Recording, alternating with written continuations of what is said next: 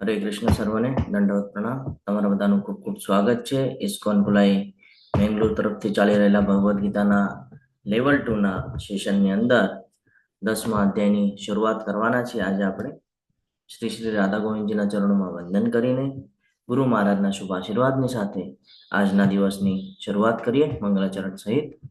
ઓમ અજ્ઞાનતિમિરાન્ધસ્ય જ્ઞાનાંજનશલાકયા ચક્ષુરુન્મિલિतं येन तस्मै श्रीगुरुवे नमः. श्रीचैतन्यमनोभीष्टं स्थापितं येन भूतले स्वयं रूप कदा मह्यं ददाति स्वपदान्तिकम्. वन्देऽहं श्रीगुरुं श्रीयुतपदकमलं श्रीगुरुन् वैष्णवांश्च श्रीरूपं साग्रजातं सगण रघुनाथान्वितं तं सजीवं साद्वैतं सावधूतं परिजनसहितं श्रीकृष्णचैतन्यदेवं श्रीराधान् कृष्णपादान् सगणललिता श्रीविशाखान्वितांश्च. हे कृष्ण करुणा सिन्धु दीनबंधो जगतपते गोपेश गोपिकाकांत राधाकांत नमोस्तुते. तप्त कांचन गौरांगी श्री राधे वृंदावनेश्वरी वृषभानुसुते देवी प्रणमामि हरे प्रिये. वाञ्छाकल्पतरुभ्यश्च कृपा सिन्धुभ्य एव च पतितानां पावनेभ्यो वैष्णवेभ्यो नमो नमः. नमो ओं विष्णुपादाय कृष्णपृष्ठाय भूतले श्रीमते भक्तिवेदांत स्वामिनिति नामिने. नमस्ते सारस्वते देवे गौरवाणी प्रचारिणे निर्विशेष शून्यवादी पाश्चात्यदेशतारिणे. जय श्री कृष्ण चैतन्य प्रभु नित्यानंद श्री अद्वैत गदाधर श्रीवासादि गौर भक्त वृंद. हरे कृष्ण कृष्ण कृष्ण हरे हरे हरे हरे राम राम राम राम हरे हरे हरे कृष्णा दंडवत प्रणाम प्रभु जी. हरे कृष्ण सर्वने दंडवत प्रणाम. स्लाइड विजिबल છે? हरे कृष्ण. हाँ प्रभु जी.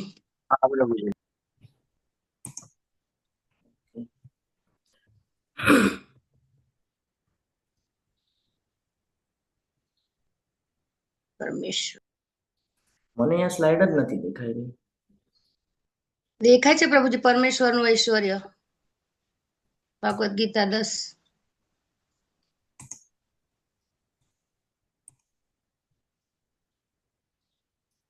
કોઈને કો-હોસ્ટ કરવાના બાકી છે?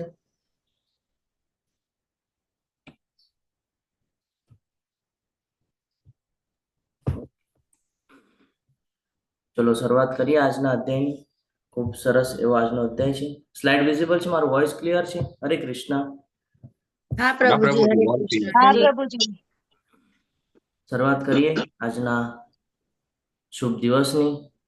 ખૂબ સરસ એવો આજનો અધ્યાય પરમેશ્વરનું ઐશ્વર્ય. એમ તો ભગવાન 7મા અધ્યાયથી આપણને આ બધું જ્ઞાન અર્જિત કરી રહ્યા છે. કયું જ્ઞાન મળી રહ્યું છે આપણને? કોણ કહેશે? હરે કૃષ્ણ.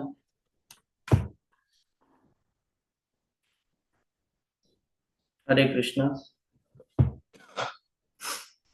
એડ્રેસ કરજો.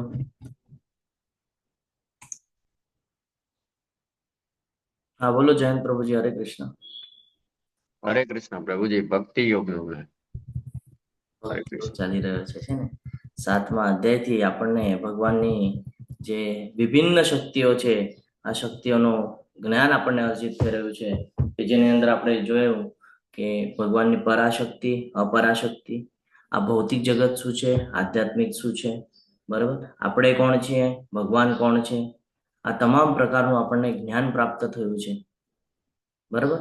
જ્યારે આપણે 8મા અધ્યાયમાં આવ્યા ત્યારે વિસ્તૃતમાં આપણે આ જ્ઞાન લીધું અને 9મા અધ્યાયની અંદર આપણે કેવી રીતે આ સિક્રેટ નોલેજ છે એને જીવનમાં ઉતારી અને પોતાનો ઉદ્ધાર કરી શકીએ એનું જ્ઞાન આપણે પ્રાપ્ત કર્યું. 9મા અધ્યાયનું કોઈ કઈ કહી શકશે? હરે કૃષ્ણ, શું જોઈ ગયા આપણે?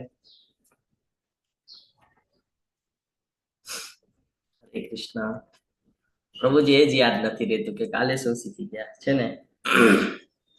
હરે કૃષ્ણ પ્રભુજી. હરે કૃષ્ણ. બોલો માતાજી. દંડવત. હા, કાલે કીધું કૃષ્ણ ભગવાન એમ કે હું માતા છું, પિતા છું, દાદા પણ હું જ છું અને હું જ બીજ પ્રદ પિતા છું, એવું કૃષ્ણ ભગવાને કાલે કીધું હતું. હજી મદ્ભવા મદ્ભક્તા મધ્યાધિ મામ નમસ્કરું. હા, ભગવાન છેલ્લે આપણને ખૂબ સરસ એવું જ્ઞાન આપ્યું કે આ બધું જ્ઞાન તો તું લઈ રહ્યો છે, તો પણ જો તને કન્ફ્યુઝન થાય કે અલગ અલગ લોકની વાત કરી હતી ને ભગવાને. હરે કૃષ્ણ. મ્યુટ રાખવાનો પ્રયત્ન કરજો. તો ભગવાને અલગ અલગ લોક. બોલો પ્રભુજી. હરે કૃષ્ણ. ના, એ જોઈન્ટ થયા ને એટલે એનું માઇક ચાલુ હતું. Okay okay. તો આપણે જ્ઞાન લીધેલું, અલગ અલગ લોકની વાત કરવામાં આવી હતી, યાદ છે? પિતૃલોક, દેવલોક, ઇન્દ્રલોક. આપણે ચર્ચા પણ એના ઉપર ઘણી બધી કરી હતી. 4 લોકોમાં યજુર્વેદ પણ હું છું, એવું પણ કીધું હતું ને પ્રભુજી. હરે કૃષ્ણ. તો આ જેટલા પણ લોક છે, આ બધી લોક જે બનાવેલા છે ભગવાન દ્વારા બનાવેલા છે. એટલે ભગવાન કહે છે મારે કહ્યું એમાં જઈને કરવાની જરૂરત નથી પડતી, બધું એની જગ્યાએ ડિપાર્ટમેન્ટ વેચીને આપેલા છે મેં. હવે તમારા ઉપર છે, તમે જો એવા તમે દેવોને પૂછશો તો તમે દેવલોકમાં જશો, તમે પિતૃઓને પૂછશો તો તમે પિતૃલોકમાં જશો. અને ભગવાન કીધું જે મારી ઉપાસના કરશે ને એ સીધો મારા ધામમાં આવશે, 14 લોકને પાર કરીને.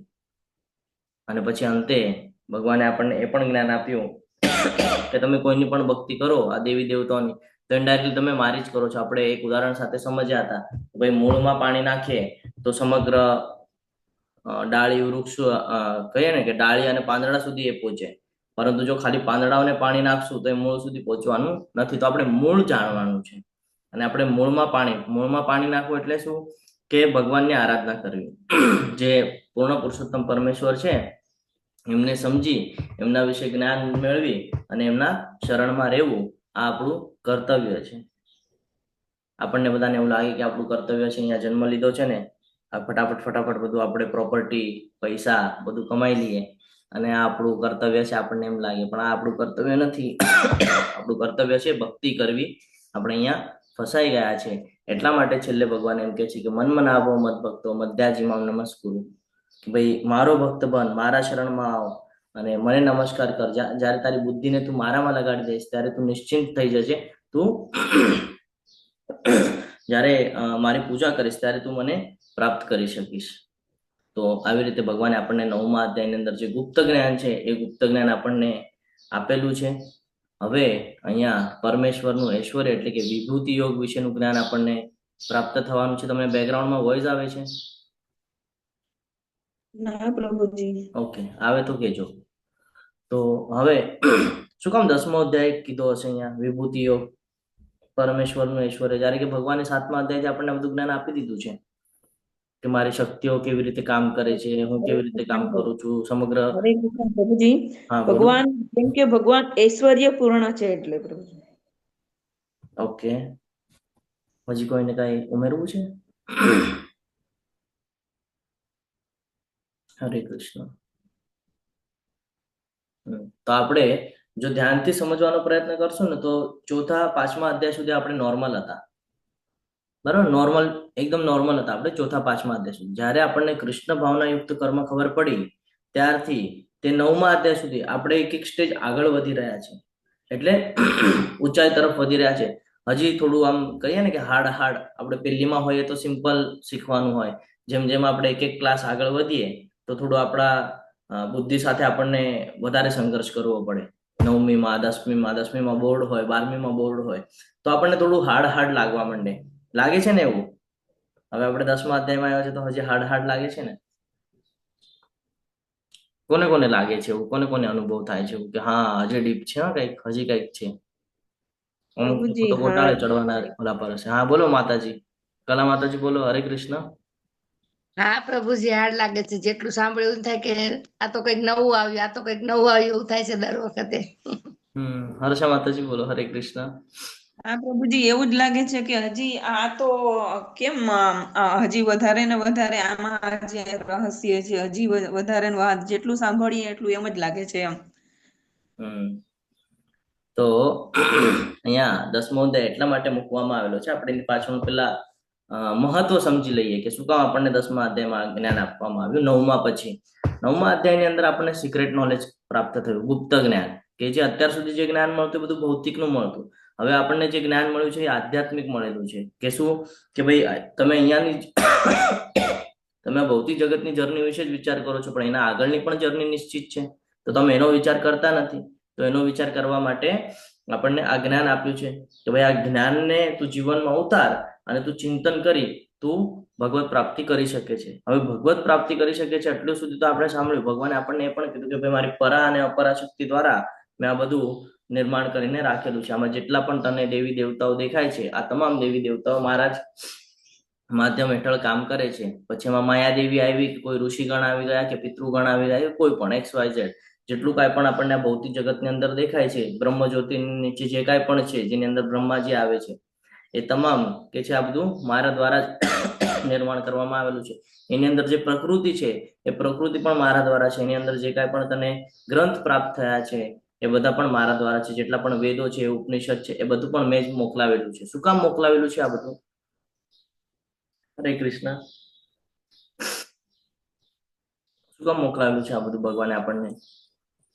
કેમ કે પ્રભુજી ભગવાન સ્વયં પૂર્ણ પુરુષોત્તમ છે એટલે પ્રભુ. ઓકે, ભગવાને આ આપણને એટલા માટે મોકલાવેલું છે કે ભગવાને કીધેલું ઘણા બધા લોકો પ્રયત્ન કરશે, ઘણા બધા લોકો, પણ ભાગ્યે જ કોઈ મને સમજી શકશે. સમજી રહ્યા છો? ભગવાને કીધેલું ઘણા લોકો પ્રયાસ કરશે કે ભાઈ શું છે હું જાણી લઉં, શું છે હું જાણી લઉં, પણ ભાગ્યે કોઈ જ મને સમજી શકશે અને એમાંથી પણ કોઈ એક જ મારી પાસે આવી શકશે.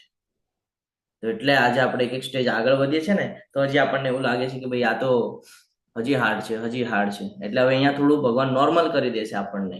10મા અધ્યાયની અંદર ભગવાન આપણને જે અત્યારે જ્ઞાન લીધું છે એ જ જ્ઞાન આપવાના છે, પણ નોર્મલ કરી દેશે આપણને કે તું વધારે વ્યથિત નહીં થા, તું એમ નહીં સમજ કે બહુ અઘરું છે, બહુ અઘરું છે. ભગવાન કહે છે બહુ સિમ્પલ છે. અને પરમેશ્વરનું ઐશ્વર્ય એટલે કે પરમેશ્વર કોને કહેવાય તો આપણે બીજા અધ્યાયની અંદર જ જ્ઞાન પ્રાપ્ત કરેલું છે, બ્રહ્મ, પરમાત્મા અને ભગવાન. તો ભગવાન કોને કહીએ છીએ આપણે? હરે કૃષ્ણ. ભગવાનની વ્યાખ્યા શું? 6 ઐશ્વર્યથી પરિપૂર્ણ પરમેશ્વર શ્રી કૃષ્ણ. હા, 6 ઐશ્વર્યોથી જે પરિપૂર્ણ હોય એને આપણે ભગવાન તરીકે સંબોધન કરીએ છીએ. તો આજનો અધ્યાય જે છે એ એવી જ રીતે શરૂઆત થઈ રહી છે. ભગવાન દ્વારા આપણને આ જ્ઞાન પ્રાપ્ત થઈ રહ્યું છે. શરૂઆત કરીએ. શ્રી ભગવાન વાચ ભૂય એવ મહાબાહો શૃણુ મે પરમં વચઃ યતેહં પ્રિયમાણાય વક્ષ્યામિ હિતકામ્યયા. પૂર્ણ પુરુષોત્તમ પરમેશ્વર બોલ્યા, હે મહાબાહુ અર્જુન, વળી સાંભળ, તું મારું પ્રિય સખા છે, તેથી હું તારા હિતાર્થે એવું જ્ઞાન પ્રદાન કરીશ કે જે મેં અગાઉ સમજાવેલા જ્ઞાનથી શ્રેષ્ઠ હશે. ભગવાન આ શું કહેવા માંગે છે આપણને? હરે કૃષ્ણ. 6 ઐશ્વર્યથી પરિપૂર્ણ એવા ભગવાન અહીંયા જે સ્ટેટમેન્ટ આપે છે એના ઉપરથી આપણને ખબર પડે છે કે કોને આ જ્ઞાન પ્રાપ્ત થાય. હરે કૃષ્ણ. ભગવાનનો પ્રિય અને સદભક્ત હોય. હા, અને ભૂય એટલે શું ખબર છે? ભૂય એવ મહાબાહો. શું કે છે ખબર છે? કે હું તને આ જ્ઞાન પાછું કહી રહ્યો છું. શું કામ કહી રહ્યો છું? અગાઉ સમજાવેલા જ્ઞાનથી શ્રેષ્ઠ હશે. ભગવાને તો આ જ્ઞાન પહેલા પણ આપણને આપેલું છે, એ જ જ્ઞાન ફરીથી આપી રહ્યા છે. જ્યારે આપણે આગળના શ્લોક સાંભળશું તો આપણને ખબર પડશે. પણ શું કામ એમ કે છે? કારણ કે આપણે હમણાં જ ચર્ચા કરી કે આપણે જ્યારે પૂછીએ છીએ કે કાલે આપણે શું શીખ્યા, તો આપણને યાદ રહે છે કે હરે કૃષ્ણ. હા પ્રભુજી. હા, આપણને યાદ રહેતું નથી, આપણે ભૂલી જઈએ છીએ. એટલે ભગવાન દર વખતે આપણા ઉપર કરુણા કરે છે.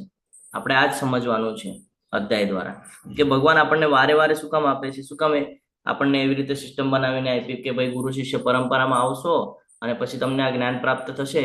ચલો એકવાર તમે ભૂલી ગયા ને તો બીજા મહિને પાછો ક્લાસ જ હશે. શું કામ કરેલું છે?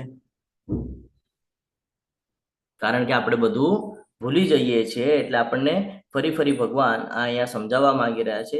એટલે ઉદાહરણ સાથે જો આપણે સમજીએ ભૌતિક જગતના, તો આપણે જ્યારે નાના હતા ત્યારે અથવા તો સ્કૂલમાં હોય ત્યારે આપણને ઘણી બધી બાબતો સમજાતી નહીં. આપણને એક જ બાબત 4 વાર 10 વાર કહેવામાં આવતી આપણા વરિષ્ઠો દ્વારા, માતા પિતાથી સમજાવવામાં આવતું. હા બોલો માતાજી, હરે કૃષ્ણ.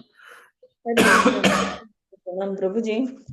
મારે તો આ પહેલી વખત થયું છે એવું કે મારો ભાઈજીનો છોકરો એક્સપાયર થઈ ગયો છે. તો આપણે કેવું સૂતકનું કે કેવી રીતે હોય આપણે દીવાબત્તી કરવાનું થોડું કહેશો પ્રભુજી? માતાજી તમારો વોઇસ બ્રેક થાય છે, શું કહો છો? ફરીથી કહેશો એકવાર? હરે કૃષ્ણ, અવાજ આવે છે પ્રભુજી? હા માતાજી આવે છે, બોલો. હરે હરે કૃષ્ણ. પ્રભુજી, આ પહેલી વખત થયું છે, મને બહુ આઈડિયા નથી પ્રભુજી કે મારો ફૈજીન છોકરો છે ને એક્સપાયર થઈ ગયો છે પ્રભુજી. તો આપણે આ ભગવાનની પૂજામાં ને આપણે જે કરીએ છીએ મંગલાતીમાં ઘરે, ઈ કેવી રીતે કરવાનું પ્રભુજી? ઓકે ઓકે, હું તમને છે ને આ ક્લાસના અંતે એના ઉપર વિસ્તૃત વર્ણન કરીને સમજાવવાનો પ્રયત્ન કરીશ. ઓકે, કરી શકાય છે. ભગવાનની પૂજા આરાધના તો કરવાની જ હોય છે. ઇવન જ્યારે એ જે કહીએ ને પંચતત્વનું શરીર જ્યારે ઘરની અંદર હોય ત્યારે આપણે માળા પણ કરતા હોય છે, કીર્તન પણ કરતા હોય છે. ખાલી અર્ચ વિગ્રહની સેવા નથી કરતા આપણે એ સમયે, પણ તો બી તમને અંતમાં સમજાવું છું. એમાં જ હું પૂછું છું કે આપણે અર્ચ વિગ્રહનું જ કેવી રીતે કરવાનું, એમાં જ પૂછવા માંગુ છું. યસ માતાજી, હું તમને એ પણ જણાવું છું, ચિંતા નહીં કરતા. હા, હરે કૃષ્ણ. તો આપણે એક્ઝામ્પલ લેતા હતા કે જ્યારે આપણે નાના હોઈએ અથવા તો સ્કૂલમાં હોઈએ ત્યારે આપણને કોઈ વાત ન સમજાતી તો આપણને વારે વારે આપણા ગુરુ દ્વારા સમજાવવામાં આવતી, અથવા તો આપણા માતા પિતા દ્વારા આપણને સમજાવવામાં આવતી કે નહીં. સેમ ભગવાન અહીંયા કરી રહ્યા છે કે ભૂલી જાય છે એટલે વારે વારે આપણને આ જ્ઞાન સમજાવી રહ્યા છે. તો અહીંયાનું જે આપણે જોવા જઈએ કે ભગવાનનો અને અર્જુનજીનો સંબંધ કેવો સંબંધ છે? કેવો સંબંધ છે? અહીંયા ગુરુ શિષ્ય વાળો પણ સંબંધ છે, ફ્રેન્ડશિપ વાળો પણ સંબંધ છે. આપણે ગઈકાલે મિત્રની વ્યાખ્યા જોઈ રહ્યા હતા છે ને કે ભાઈ મિત્ર કોને કહેવાય? કોને કહેવાય મિત્ર? જે પ્રિય હોય ઈ પ્રભુ, પ્રિય હોય ભગવાનને. આપણા મિત્ર કોને કહેશું આપણે? મિત્ર જે સુખ દુઃખમાં સાથ આપે એ.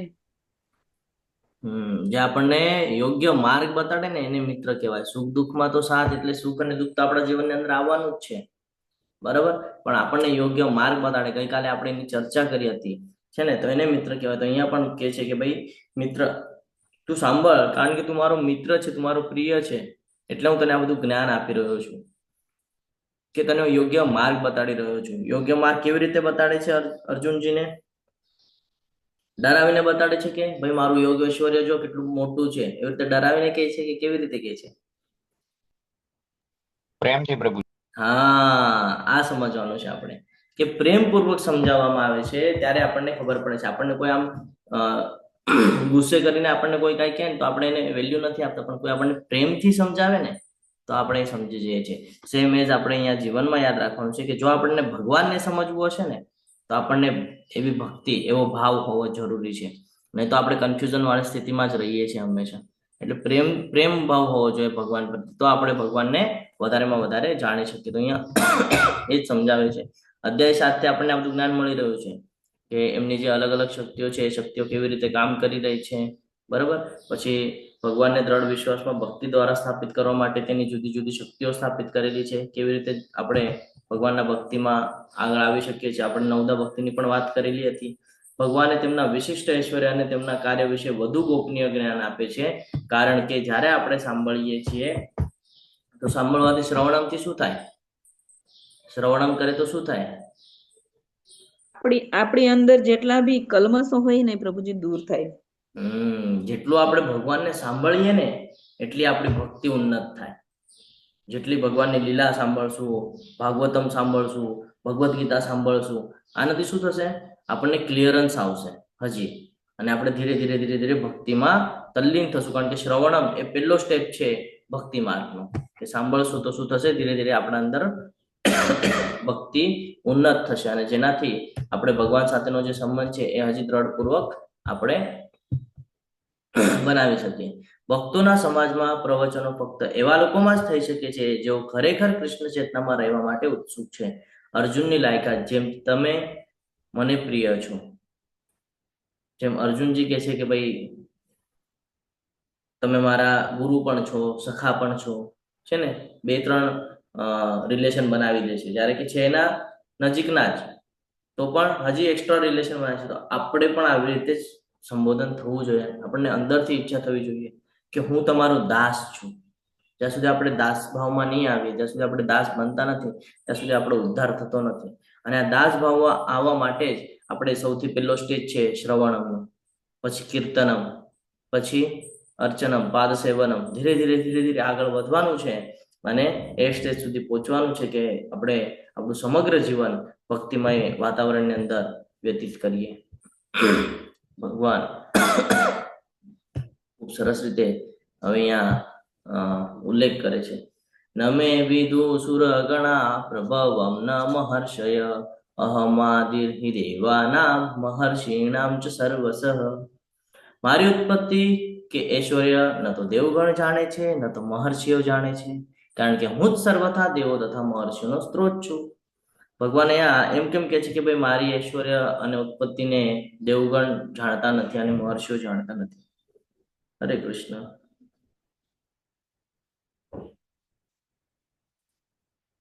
આપણે ગોલોક ચાર્ટનું જ્યારે અધ્યયન કર્યું ત્યારે ગોલોક વૃંદાવન ક્યાં હતું અને ભૌતિક જગત ક્યાં હતું? તે બે એકબીજાના શું છે? ઓપોઝિટ છે. તો હવે ઓપોઝિટ હોય બરોબર, અને તમે એક મોટી દિવાલ હોય, દિવાલની ઓલી બાજુ શું ચાલી રહ્યું છે તમે જાણી શકો કે? ન જાણી શકે. તો એવી જ સિચ્યુએશન છે કે ભગવાનની જે ઉત્પત્તિ અને ઐશ્વર્ય છે એને દેવગણ જાણતા નથી. એની પાછળનું રીઝન અહીંયા જે સ્ટેટમેન્ટ આપ્યું છે એના ઉપરથી આપણને એ જ્ઞાન પ્રાપ્ત થાય છે કે દેવલોકમાં જઈને પણ આપણો ઉદ્ધાર નિશ્ચિત નથી, કારણ કે દેવ પણ જાણી નથી શકતા. તો આપણે ત્યાં જઈને કરવાના શું છે? મહર્ષિઓ પણ નથી જાણી શકતા, તો આપણે ત્યાં જઈને કરવાના શું છે? એટલે જ્યાં છો ત્યાંથી જ ભક્તિ માર્ગ સ્વીકારી અને જીવનમાં આગળ વધવું ખૂબ જરૂરી છે. આ શ્લોક દ્વારા આપણને અહીંયા એ જ્ઞાન પ્રાપ્ત થાય છે કે ભગવાનનું ઐશ્વર્ય જે છે ને, અથવા તો જે ઉત્પત્તિ છે એને કોઈ જાણી નથી શક્યું. અર્જુનજીને ફર્સ્ટ ચાન્સ મળી રહ્યો છે કે એમને આ બધું જ્ઞાન પ્રાપ્ત થાય છે. ઘણા બધા ઋષિઓ છે. શરૂઆત ક્યાંથી થાય છે? કયા વિષ્ણુથી શરૂઆત થાય છે? બ્રહ્માંડનું જ્યારે નિર્માણ કરે મહાવિષ્ણુ, પછી ગર્ભોદક્ષાય વિષ્ણુ, અને ગર્ભોદક્ષાય વિષ્ણુના નાભિકણમાંથી બ્રહ્માજીને પછી 4 કુમારો, બરાબર, 4 કુમારો પછી સપ્ત ઋષિઓ, સપ્ત ઋષિ પછી બધા મનુઓ, અને આ મનુઓના પછી ધીરે ધીરે વંશજ આગળ વધે છે અને એ આપણા સુધી આપણે પહોંચ્યા છે. એટલે આ પણ એક સ્ટેજ આવેલી છે. જ્યારે આપણે આપણા દાદા પરદાદા, એના પિતાજી, એવી રીતે ત્યારે આપણે ઓલી કહે ને, શું કહે ને, વંશવેલીમાં જઈએ તો આપણને ખબર પડે આપણે પણ બ્રહ્માજીના જ વંશમાં છીએ. આપણને ત્યારે ખબર પડે. એટલે અહીંયા કે છે કે બધાના સ્ત્રોત કોણ છે? હું જ છું કે છે. મનુષ્યોમાં માત્ર તે જ મોહરહિત અને સમસ્ત પાપોથી મુક્ત હોય છે જે મને અજન્મા અનાદિ થતા સર્વ ગ્રહ મંડળોના સ્વામી તરીકે જાણે છે. ભગવાને આનાથી પહેલા પણ આપણને આ જ્ઞાન પ્રાપ્ત કરાવ્યું છે. 7મા અધ્યાયના 4થા કે 3જા શ્લોકમાં ભગવાન કહે છે, મનુષ્યાનામ સહસ્ત્રેષુ વાળો શ્લોક છે જો, મનુષ્યાનામ સહસ્ત્રેષુ કશ્ચિદ યતતિ સિદ્ધયે. તો એની અંદર પણ ભગવાન એ જ કહે છે કે મનુષ્યનામ સહસ્ત્રેષુ, ઘણા બધા મનુષ્યો પ્રયાસ કરે છે પણ ભાગ્યે જ કોઈ એક મને સમજી શકે છે. બધા સમજી શકતા નથી. તો કોણ સમજી શકે? જે મોહ રહિત હોય ને એ જ સમજી શકે છે ભગવાનને. મોહ રહિત એટલે શેનો મોહ ન હોવો જોઈએ?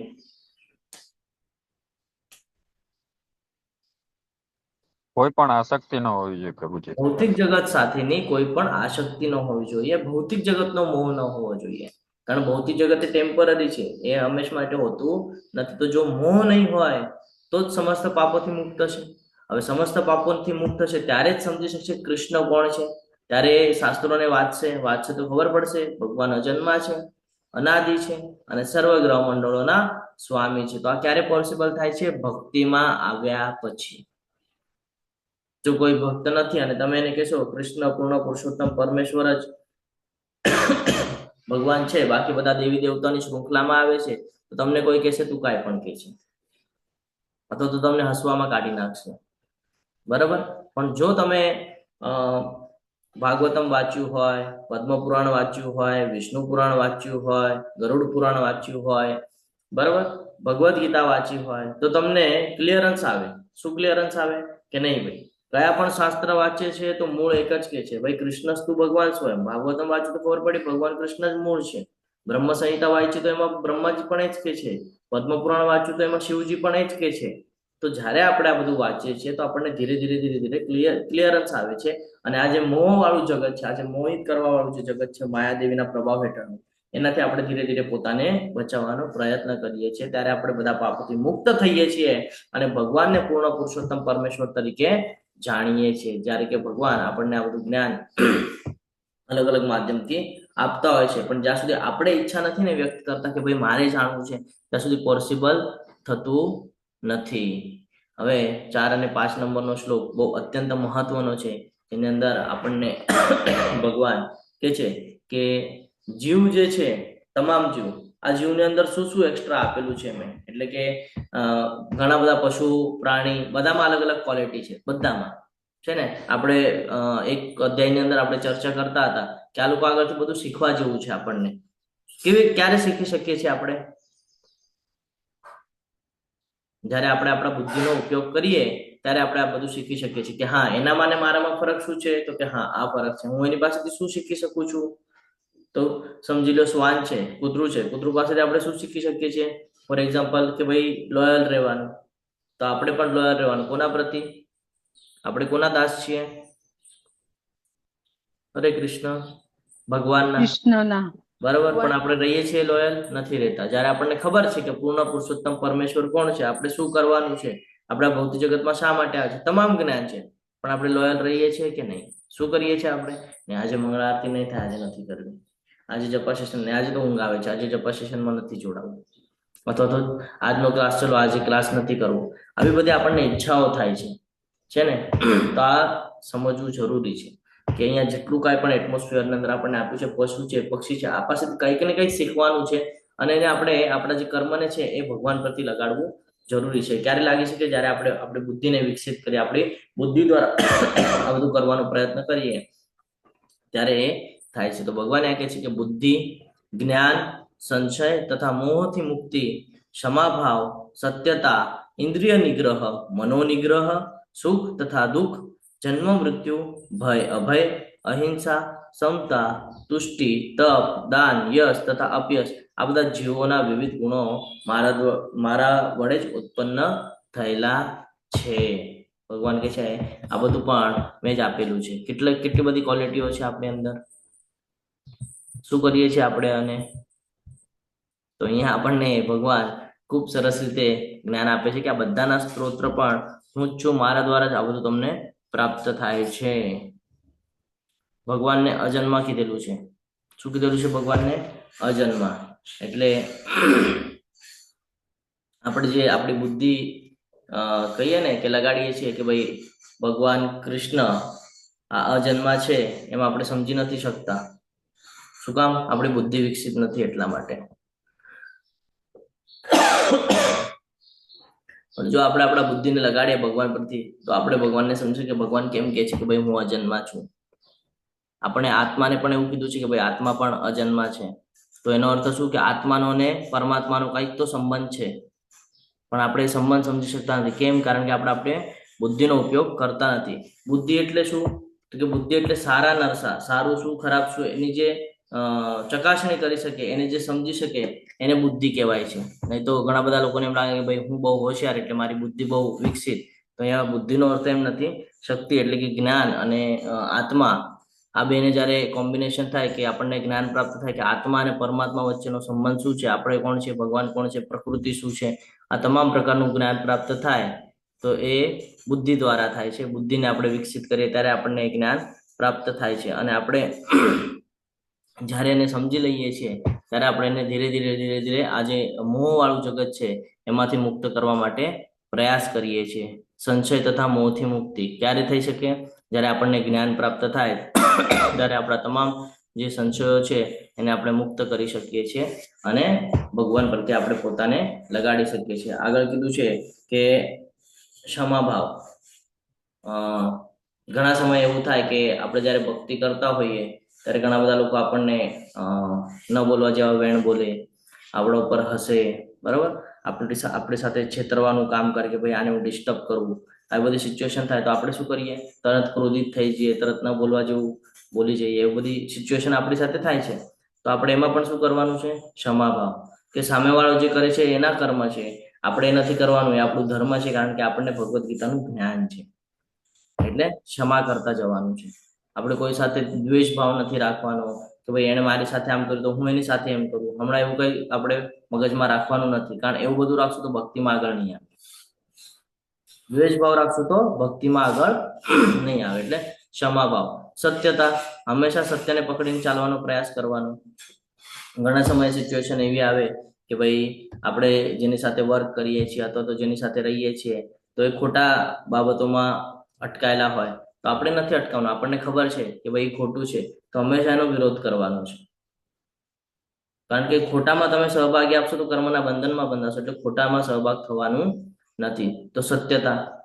બીજી સત્યતા કઈ જાણવાની છે? તો કે ભૌતિક જગત અને આધ્યાત્મિક જગતની સત્યતા આપણે જાણવાની છે કે અહીંયા ભૌતિક જગતની અંદર જે કાંઈ પણ પ્રાપ્ત થઈ રહ્યું છે આ બધું ટેમ્પરરી છે ને. એક સમય આવશે જ્યારે આ બધું નષ્ટ થઈ જશે. તો એ સત્યતા. ઇન્દ્રિય નિગ્રહ.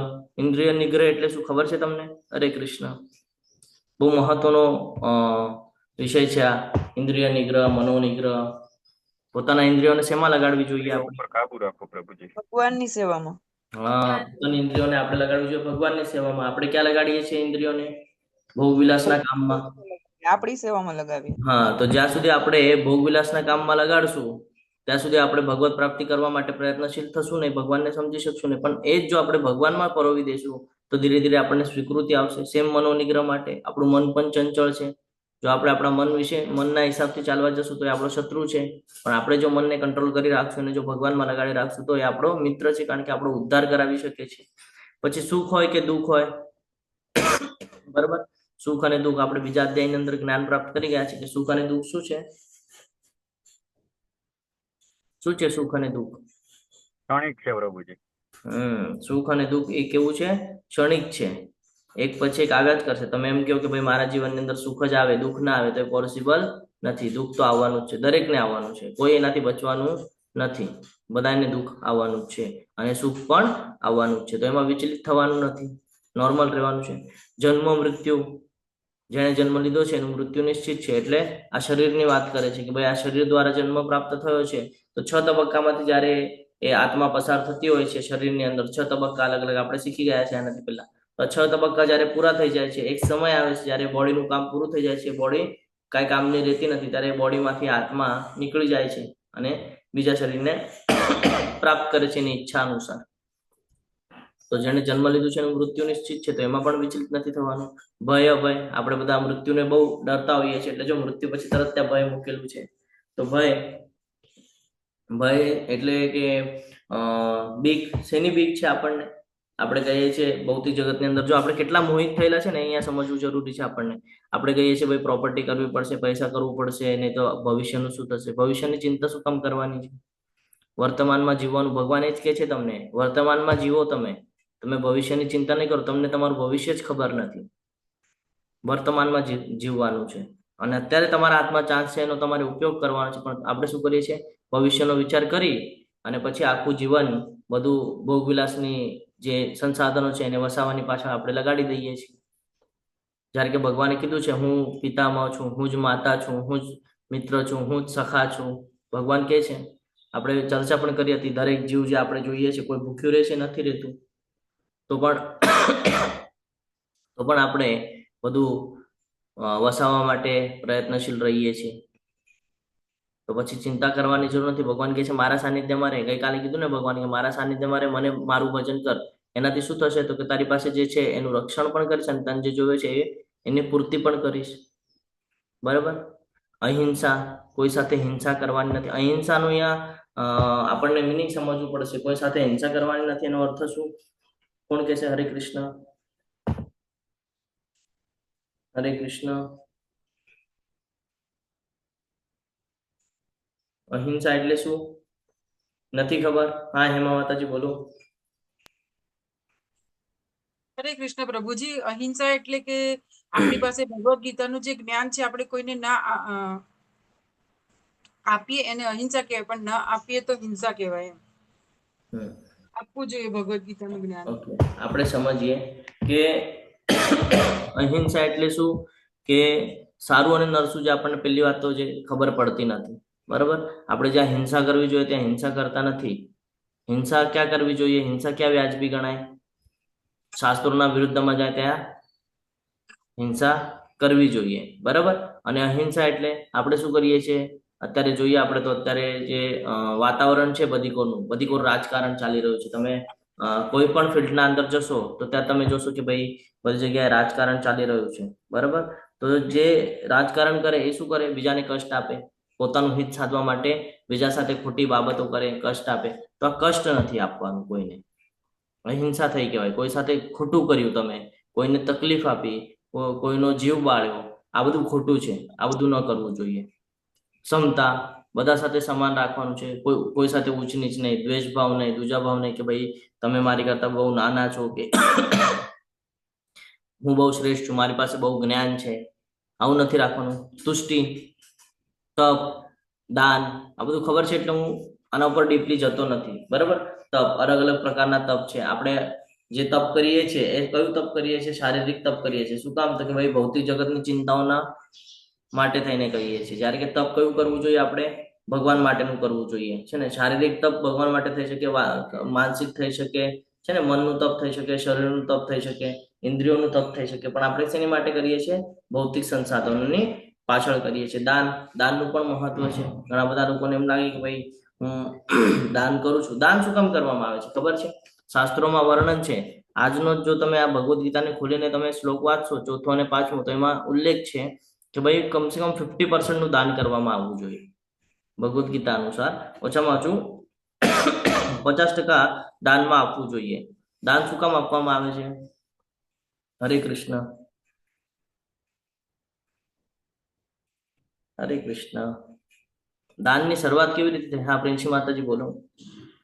હરે કૃષ્ણ પ્રભુજી. આપણે શુદ્ધિકરણ માટે, આપણે જે શુદ્ધિકરણ ન થયું હોય ને, ગમે તેવી રીતના આવ્યું હોય આપણી પાસે, તો શુદ્ધિ માટે કરવું જોઈએ.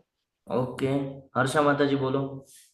પ્રભુજી, કેમ કે આ જે ભૌતિક મટીરિયલમાં જે કઈ સંપત્તિ છે એ ભગવાનની છે અને આપણે એને અર્પણ કરવી જોઈએ, પણ આપણે નથી કરી શકતા.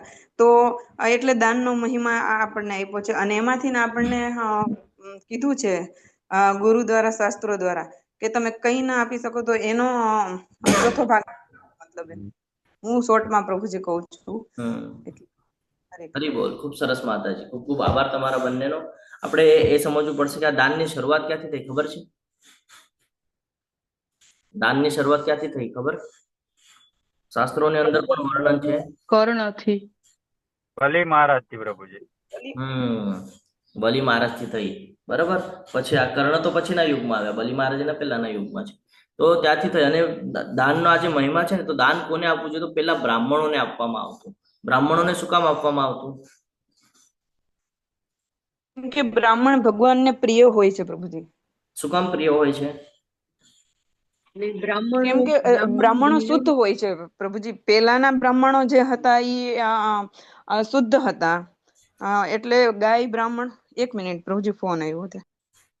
ઓકે, હા ઈલા માતાજી બોલો. હરે કૃષ્ણ. હરે કૃષ્ણ. પ્રણામ પ્રભુજી.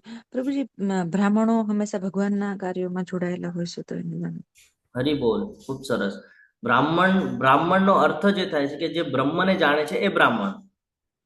એનો મોસ્ટલી જે સમય છે એ સમય ભગવાન માટે એ લગાડતા હોય છે, જેના લીધે એનું ઉદર નિર્વાહ કરવાનું શક્ય થતું નથી, અથવા તો એની ફેમિલીને સંભાળવાનું શક્ય થતું નથી. એટલે એમને એક ચાલના કરીને આપેલી છે કે કેવી રીતે? તો કે ભાઈ બાકીના જે છે, જેટલી ક્ષત્રિયો થયા, વૈશ્યો થયા, શૂદ્રો થયા, આ લોકો મારફત સીધું આપવામાં આવતું. ખબર છે? સંન્યાસીઓને અને જે બ્રાહ્મણ હોય એને સીધું આપવામાં આવતું. આ પ્રથા એટલા માટે છે. કે એ લોકોનો જે મુખ્ય સમય છે, જે આખા જીવનનો જે સમય છે, એ સમય ક્યાં લગાડે છે? ભગવાનના શરણમાં લગાડે છે, ભગવાનના ભક્તિમાં લગાડે છે, જ્ઞાનમાં લગાડે છે. એમાં એ લોકો વ્યસ્ત રહેવાને લીધે એ લોકો પોતાના ઉદરનો નિર્વાહ નથી કરી શકતા. એટલા માટે આ પ્રથા ચાલુ થઈ હતી કે ભાઈ દાન આપવું જોઈએ, અને ત્યારથી આ દાનનો મહિમા ચાલ્યો આવે છે કે જે કૃષ્ણ પ્રતિ દાન કરીએ છીએ એ દાનને મહત્વ એટલા માટે છે. હા, ઈલા માતાજી બોલો. હરે કૃષ્ણ. હરે કૃષ્ણ. પ્રભુજી, અત્યારે ગામડામાં ઘણા લોકોને નથી ખ્યાલ હોતો કે શુદ્ધ બ્રાહ્મણને દાન કરવું જોઈએ. તો જે પણ બ્રાહ્મણ હોય એને એ લોકો દાન આપતા હોય છે, સીધું આપતા હોય છે. તો શું એ લોકો માટે યોગ્ય ગણાય છે? મતલબ એની વૃત્તિ તો એવી જ છે કે આપણે બ્રાહ્મણને દાન આપીએ છીએ, પણ બ્રાહ્મણો યોગ્ય છે કે નથી એ લોકોને ખબર નથી. તો એ લોકોનું મતલબ દાન આપેલું દાન કહેવાય? જો આપણે જે દાન કરીએ છીએ એ દાન જ કહેવાય, કારણ કે આપણે આપીએ છીએ તો એ દાનમાં જ આવે. ખાલી ફરક એટલો છે કે આપણે ક્યાં આપીએ છીએ, એટલે તો દાનનું મહત્વ છે, ક્યાં આપીએ છીએ. હવે ફોર એક્ઝામ્પલ, આપણે કોઈ પુરોહિતને દાન આપતા હોય, કોઈને સીધો આપતા હોય આપણે બ્રાહ્મણને, ઓકે, હવે બ્રાહ્મણ એનો શું ઉપયોગ કરે છે એ જોવું વધારે જરૂરી છે. પ્લસ એ ઉપયોગ બી કરતા હોય તો એ બ્રાહ્મણ કહેવાને યોગ્ય છે કે પાત્ર છે કે બ્રાહ્મણ કહેવાના, એ પણ જોવું જરૂરી છે. કે એ ત્રિકાળ સંધ્યા કરે છે કે શાસ્ત્રોને ફોલો કરે છે કે આ બધું જોવું જરૂરી છે. જો એ કરતા જ નથી તો એ બ્રાહ્મણ નથી ને, કારણ કે ભગવાને કીધું છે ચાતુર્વર્ણ્યમયા સૃષ્ટમ ગુણ કર્મ વિભાગ હશે. એના કર્મ અને ગુણ જ નથી એની અંદર બ્રાહ્મણના, અને તમે પછી જઈને એને સીધો આપશો તો એ કોઈ કહીએ ને આપણે, કોઈ બાજુથી બ્રાહ્મણ છે જ નહીં, તો તમે એને આપશો તો એનું તમને ફળ મળશે કે નહીં મળે? તો આ સમજવાનું છે. એટલા માટે જ તો આપણને અહીંયા ચાન્સ આપ્યો છે કે કૃષ્ણ ભાવનામાં એ કર્મ આપણે કરવાનું છે ને, અકર્મ આપણે કરવાનું છે ને. તો આપણે એ જે કાંઈ પણ દાન કરવું છે, દાન ક્યાં કરી શકીએ? ભગવાનના સેવામાં કરી શકીએ. હવે ઘણા બધા લોકોને એમ પ્રશ્ન હોય કે આપણે પૈસા ત્યાં ટેમ્પલમાં આપીએ છીએ તો આપણને કેમ ખબર પડે કે આપણા પૈસા ત્યાં યુઝ થાય છે? તો ત્યાં તમે જ્યારે ત્યાં જઈને જોશો, ત્યાં રહેશો 2 દિવસ, તો તમને સમજાશે કે તમારા પૈસા કેવી રીતે યુઝ કરવામાં આવે છે. રોજ ફૂલની સેવા હોય છે, પ્રસાદીની સેવા હોય છે, ગૌ માતાની સેવા હોય છે. હું પોતે ગયો છું, મેં જોયું છે, એટલે હું તમારી સાથે શેર કરી શકું છું. ત્યાં 1-1 રૂપિયાનો હિસાબ રાખવામાં આવે છે કે કોઈનો પૈસો કોઈ ખોટી જગ્યાએ ન જાય, બધાનું પ્રોપરલી વ્યવસ્થિત રીતે ચલન લાગી રહે એ પ્રમાણેની વ્યવસ્થા કરવામાં આવેલી હોય છે. તો એટલે દાન કરવાનો મહિમા જે છે, તો દાન ક્યાં કરવું જોઈએ? જ્યાં ભગવાનની સેવા થતી હોય ત્યાં દાન કરવું જોઈએ. જીનલ માતાજી હેન્ડ રેઝ છે, બોલો. હરે કૃષ્ણ. હરે કૃષ્ણ પ્રભુજી. તો આપણે જે લો કાસ્ટના જે ગરીબ લોકો હોય, જેમને જમવાનું પણ નથી મળતું, તો એ લોકોને આપણે સીધું ફોર એક્ઝામ્પલ કઈ ઘઉંનો લોટ હોય, પછી એ લોકો જે ખાતા હોય અમુક કઠોળ હોય, એ બધું આપીએ તો એ કયું દાન કહેવાય? એ પણ દાનમાં જ આવે છે માતાજી. હવે આપણે છે ને આ દાન ઉપર જેટલી ચર્ચા કરશું એટલી ઓછી છે. હું તમને શોર્ટમાં એક સમજાવી દઉં, આપણે લાસ્ટમાં દાન ઉપર ચર્ચા કરશું. જોઈએ તો જો આપણે સારા હેતુથી આપીએ છીએ, આપણે સારા ભાવથી આપીએ છીએ, ઓકે, પણ એનાથી શું થાય છે, એ જ્યારે ગ્રહણ કરે છે તો એટલા પૂરતી એને તુષ્ટિ મળે છે, એટલા પૂરતી એને શાંતિ મળે છે કે ચલો આજનો દિવસ નીકળી ગયો, બરાબર, જે કાંઈ પણ. આનાથી એની ઈચ્છા પ્રગટ થાય છે. શું થાય છે? આનાથી એની ઈચ્છા પ્રગટ થાય છે. ચલો આજે મળ્યું ને, તો હવે કાલે પાછું મળશે, પરમ દિવસે પાછું મળશે, અને ધીરે ધીરે ધીરે ધીરે એને આસક્તિ લાગી જાય છે. હવે આ શક્તિ લાગવી આપણા માટે, એટલે આપણા લીધે થઈને આ શક્તિ લાગવી આ બહુ ખોટી બાબત છે. આ શક્તિ કોઈ દિવસે આપણા બાબતમાં લાગવી ન જોઈએ. શું કામ? કારણ કે જો આપણે એની સાથે અટેચમેન્ટ કરશું, આપણા જો એની સાથે કર્મ જોડાશે ને, તો આપણને ફરી પાછું આવવું પડશે. તો એટલા માટે આ બધી બાબત ભગવાન એ જ કહે છે કે તું કર્મ કરતા વખતે બહુ વિચારપૂર્વક કર્મ કર, કારણ કે તું સારું કરવા જાય છે પણ એ ફરીને કર્મના બંધનમાં બંધાય છે. ઓલી ગરોળી વાળી કથા યાદ રાખવાની છે, નૃગ રાજાની. એને સારું થઈને ગાયને દાન કર્યું હતું, પણ કર્મ એવું લાગી ગયું કે સારું કરવાનું પણ ક્યારેક ક્યારેક ફળ આપણને ભોગવવું પડે છે. બોલો જયંત પ્રભુજી. હરે કૃષ્ણ. હરે કૃષ્ણ પ્રભુજી. દાન પણ 3 પ્રકારના હોય છે ને, રજોગુણી, તમોગુણી ને સત્વગુણી. હરે કૃષ્ણ. હરે કૃષ્ણ.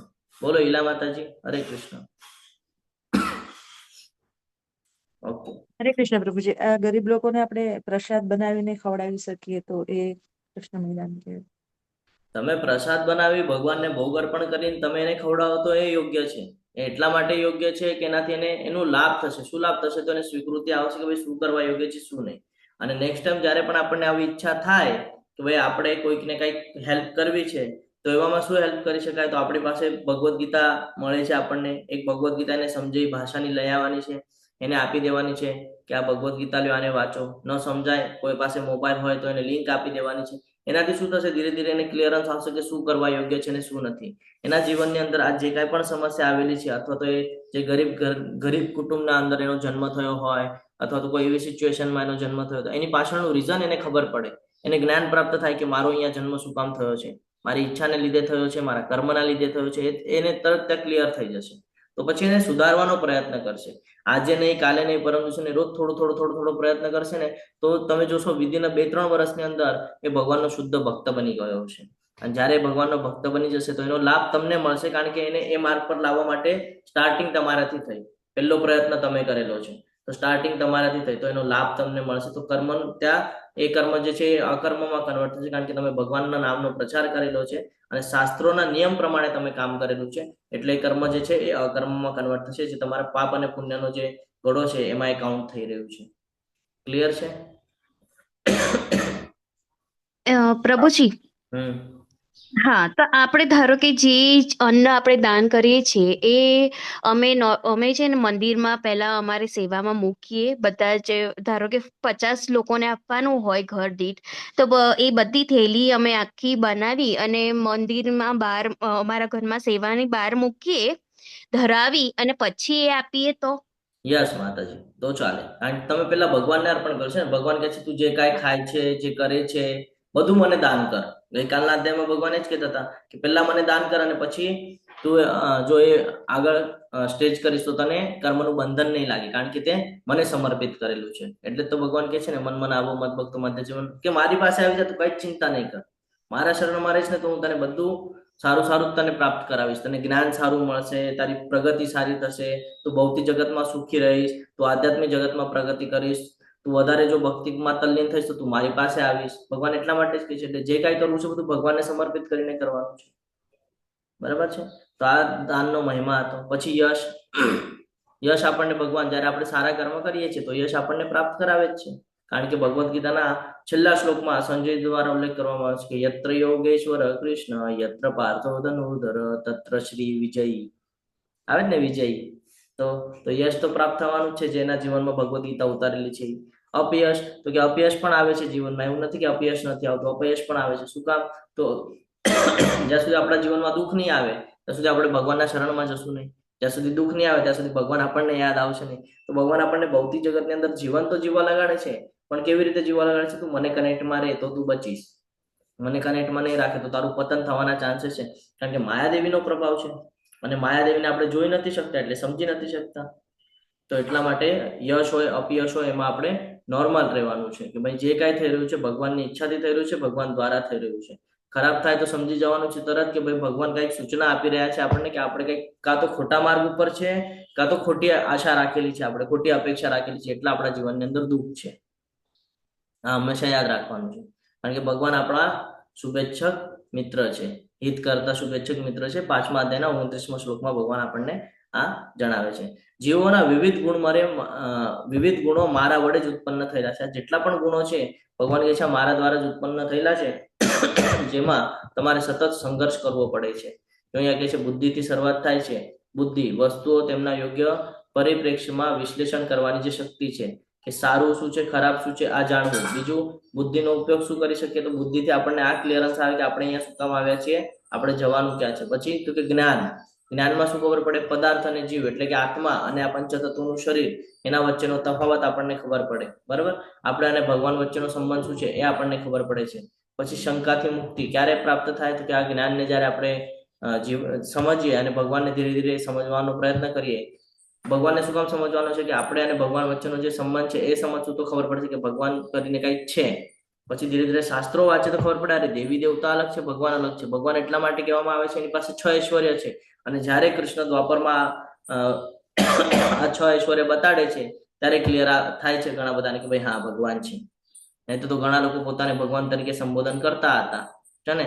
રાવણને પણ અહંકાર આવી ગયો હતો. રામચંદ્રજીએ શું કર્યું પછી આપણને ખબર છે. તો ત્યારે પણ બધી કળા નથી બતાડી, ત્યારે પણ 4 કળાઓ બાકી રાખી. જે માધુર્ય રસ, વેણુ રસ, એ જે છે એ 4 કળાઓ બાકી રાખી. એ ક્યાં બતાડી? દ્વાપરમાં બતાડી.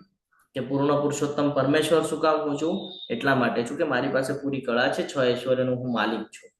એટલે આપણે ભગવાનને ભગવાન તરીકે સંબોધન કરીએ છીએ અને બાકીનાઓને દેવી દેવતા તરીકે સંબોધન કરીએ છીએ. તો શંકા અને ભ્રમણાથી મુક્તિ થાય, આપણને ક્લિયરન્સ આવે કે આજે આને ભગવાન કેમ કહેવામાં આવે છે? કારણ કે એમના દ્વારા સૃષ્ટિનું સર્જન કરવામાં આવેલું છે. આપણે અત્યાર સુધી કયા માયામાં હતા? તો કે યોગ માયામાં. શું હતા? તો કે ભાઈ બ્રહ્માજી દ્વારા સૃષ્ટિનું નિર્માણ થયું છે. અને શંકર દ્વારા ડિસ્ટ્રોય કરવામાં આવે છે, વિનાશ કરવામાં આવે છે. પણ આપણે આ ભૂલી ગયા કે ભાઈ શરૂઆત પણ ભગવાનથી થાય છે અને વિનાશ પણ ભગવાનથી થાય છે. જયારે ભગવદ્ ગીતા વાંચી તો ખબર પડી આ તો નિમિત્ત માત્ર છે. બ્રહ્માજી અને શિવજી તો નિમિત્ત માત્ર છે. એવી જ રીતે આપણે પણ નિમિત્ત માત્ર છીએ. અહીંયા આપણને પણ કર્મ કરવા માટે અલગ કીધા છે, પણ આપણે કર્મ કરી અલગ રહ્યા છે. તો આપણે પણ અહીંયા નિમિત્ત માત્ર છે. તો આપણે એ શંકા દૂર કરવી જોઈએ. સહિષ્ણુતા અને ક્ષમા, બીજાના નાના ગુનાઓને માફ કરવાનું હોય અને અપમાન સહન કરવા માટે અભ્યાસ કરવો જોઈએ. આપણે એની ચર્ચા પણ કરી કે બીજા લોકો આપણી સાથે કંઈક ખોટું કરે તો એનું કર્મ છે, આપણે એમાં વિચલિત નથી થવાનું. આપણે આપણો ધર્મ નિભાવવાનો છે કે ભાઈ આપણને ખબર છે, આપણી પાસે જ્ઞાન છે, આપણે ભગવદ્ ગીતા વાંચેલી છે, એમાં કીધું છે કે કોઈ બી હોય બધા સાથે સમાન રહેવાનું છે. કોઈ આપણી સાથે કેવી બી રીતે વર્તન કરે આપણે રિપ્લાય આપવાનો નથી. શું કામ નથી આપવાનો રિપ્લાય? હરે કૃષ્ણ. શું થશે જો હું કોઈને રિપ્લાય આપી દઈશ તો? કર્મના બંધનમાં બંધાશું. કર્મના બંધનમાં બંધાઈ જશું. તો આપણે કર્મના બંધનથી જ બચવાનું છે. બરાબર. સત્યતા, અન્યના લાભ માટે હકીકત જેમ છે તેમ પ્રસ્તુત કરવી જોઈએ. વ્યક્તિગત હિત માટે સત્યને વિકૃત ન કરવી જોઈએ.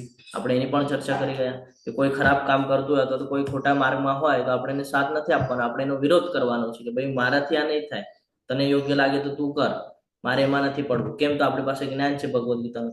પછી ઇન્દ્રિયોનું નિયંત્રણની વાત કરી આપણે કે ભોગવિલાસમાં ન પરોવી એ જ ઇન્દ્રિયને આપણે ક્યાં લગાડવી જોઈએ? ભગવાનના સાનિધ્યમાં રહેવું જોઈએ. અને આપણી મન, બુદ્ધિ અને આ જે ઇન્દ્રિયો છે એને ભગવાનના પ્રસન્નતા માટે જે કર્મ કરવામાં આવે એ કર્મમાં લગાડવું જોઈએ. અહીંયા પણ એ જ વાત આવે છે. મનનું નિયંત્રણ છે ને, બિનજરૂરી વિચારોથી મુક્તિ રાખો, એટલે ભૌતિક જગતના જે સંસાધનો છે એનાથી બચાવીને રાખો. ગુરુ, સાધુ અને શસ્ત્રના સહયોગથી વિચાર શક્તિને વિકસાવવી જોઈએ. કોના સાનિધ્યમાં રહેવું જોઈએ? તો કે ગુરુના સાનિધ્યમાં રહેવું જોઈએ. સાધુ જે હોય, સાધુ પુરુષ કોને કીધો છે એ પણ આપણે જોઈ ગયા. સાધુ પુરુષ કોને કીધું છે? જે અત્યાર સુધી ભલે ખરાબ કામ કર્યા પણ હવે પૂર્ણપણે ભક્તિમાં તલ્લીન છે એને સાધુ પુરુષ કીધો છે. તો આવા લોકોની સાથે સંગ રાખવો જોઈએ, જેનાથી શું થાય? ધીરે ધીરે આપણે શાસ્ત્રો સમજીએ અને આપણી જે વિચારની શક્તિ છે એને વિકસિત કરી શકીએ અને ભગવાનના હજી સમીપ જઈ શકીએ. પછી સુખ અને તકલીફ, સુખ અને દુઃખ આપણે જોયું છે કે એક પછી એક આવવાનું છે. તો કૃષ્ણ ચેતનાને અનુકૂળ અથવા પ્રતિકૂળ છે તે સંદર્ભ હંમેશા ધ્યાનમાં લેવામાં આવે છે કે જે ભગવાન માટે કરવામાં આવે છે એ કર્મને ઇમ્પોર્ટન્સ આપવું જોઈએ. અહીંયા કે છે આત્મા માટે કોઈ જન્મ કે મૃત્યુ નથી. આપણે આ બધું જ્ઞાન પહેલા પ્રાપ્ત કરેલું છે. નિર્ભયતા, અભયમ, અહિંસા, એવું કશું ન કરવું જોઈએ કે જેનાથી બીજાને દુઃખ થાય, મૂંઝવણ થાય, તકલીફ થાય છે ને, એવું બધું ન કરવું જોઈએ. હા, આપણે જોઈ ગયા છીએ. આગળ વધીએ.